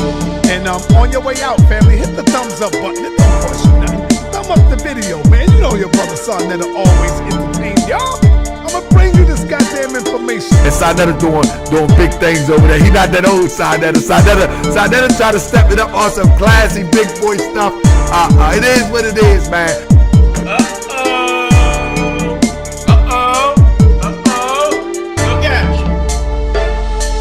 We have a suffering people out there because liars and deceivers are tricking our people day in and day out. You see it, you know it, but you can't say it. Damn.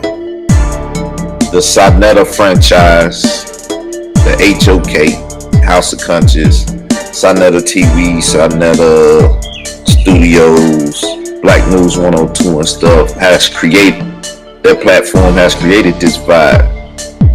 July 7th is the first annual Sarnetta TV Awards, honoring Minister Louis Farrakhan, honoring Zaza Ali, Dr. Boyce Watkins, Queen Afua, Professor James Small, Dr. Leonard Jeffries, the Moors, Hebrews, Unity Power, Minister Nuri Muhammad, comedian Gerald Kelly, rapper My Son, Amin Ra Squad, Red and Blue Pill, and the Shrine of Mayad, and all the greats will be there. Hosted by attorney warrior Malik Zulu Shabazz, all at the Symphony Space, 2537 Broadway, upper level. At the Symphony Space, 2537 Broadway, upper level in New York, New York. Find us at usalivestream.com/Sarnetta TV. usalivestream.com/Sarnetta, SANEGER TV. Black Power.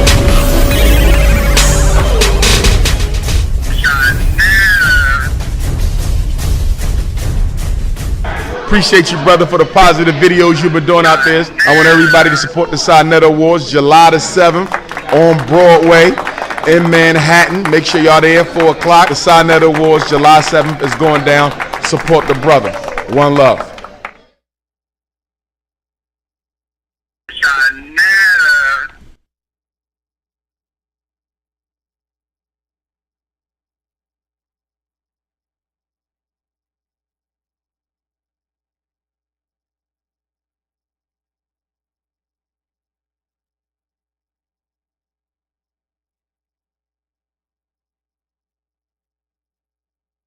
July 7th is the first annual Sarnetta TV Awards, honoring Minister Louis Farrakhan, honoring Zaza Ali, Dr. Boyce Watkins, Queen Afua, Professor James Small, Dr. Leonard Jeffries, the Moors, Hebrews, Unity Power, Minister Nuri Muhammad, comedian Gerald Kelly, rapper My Son, Amin Ra Squad, Red and Blue Pill, and the Shrine of Mayad, and all the greats will be there. Hosted by attorney warrior Malik Zulu Shabazz, all at the Symphony Space, 2537 Broadway, upper level. At the Symphony Space, 2537 Broadway, upper level in New York, New York. Find us at usalivestream.com/Sarnetta TV. usalivestream.com/Sarnetta, SANEGER TV. Black Power.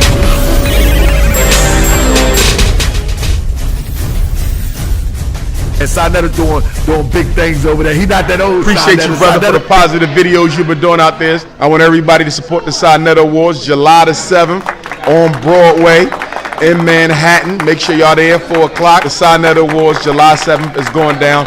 Support the brother. One love. And Sarnetta doing big things over there. He not that old Sarnetta. Sarnetta try to step it up on some classy big boy stuff. It is what it is, man. Consciousness.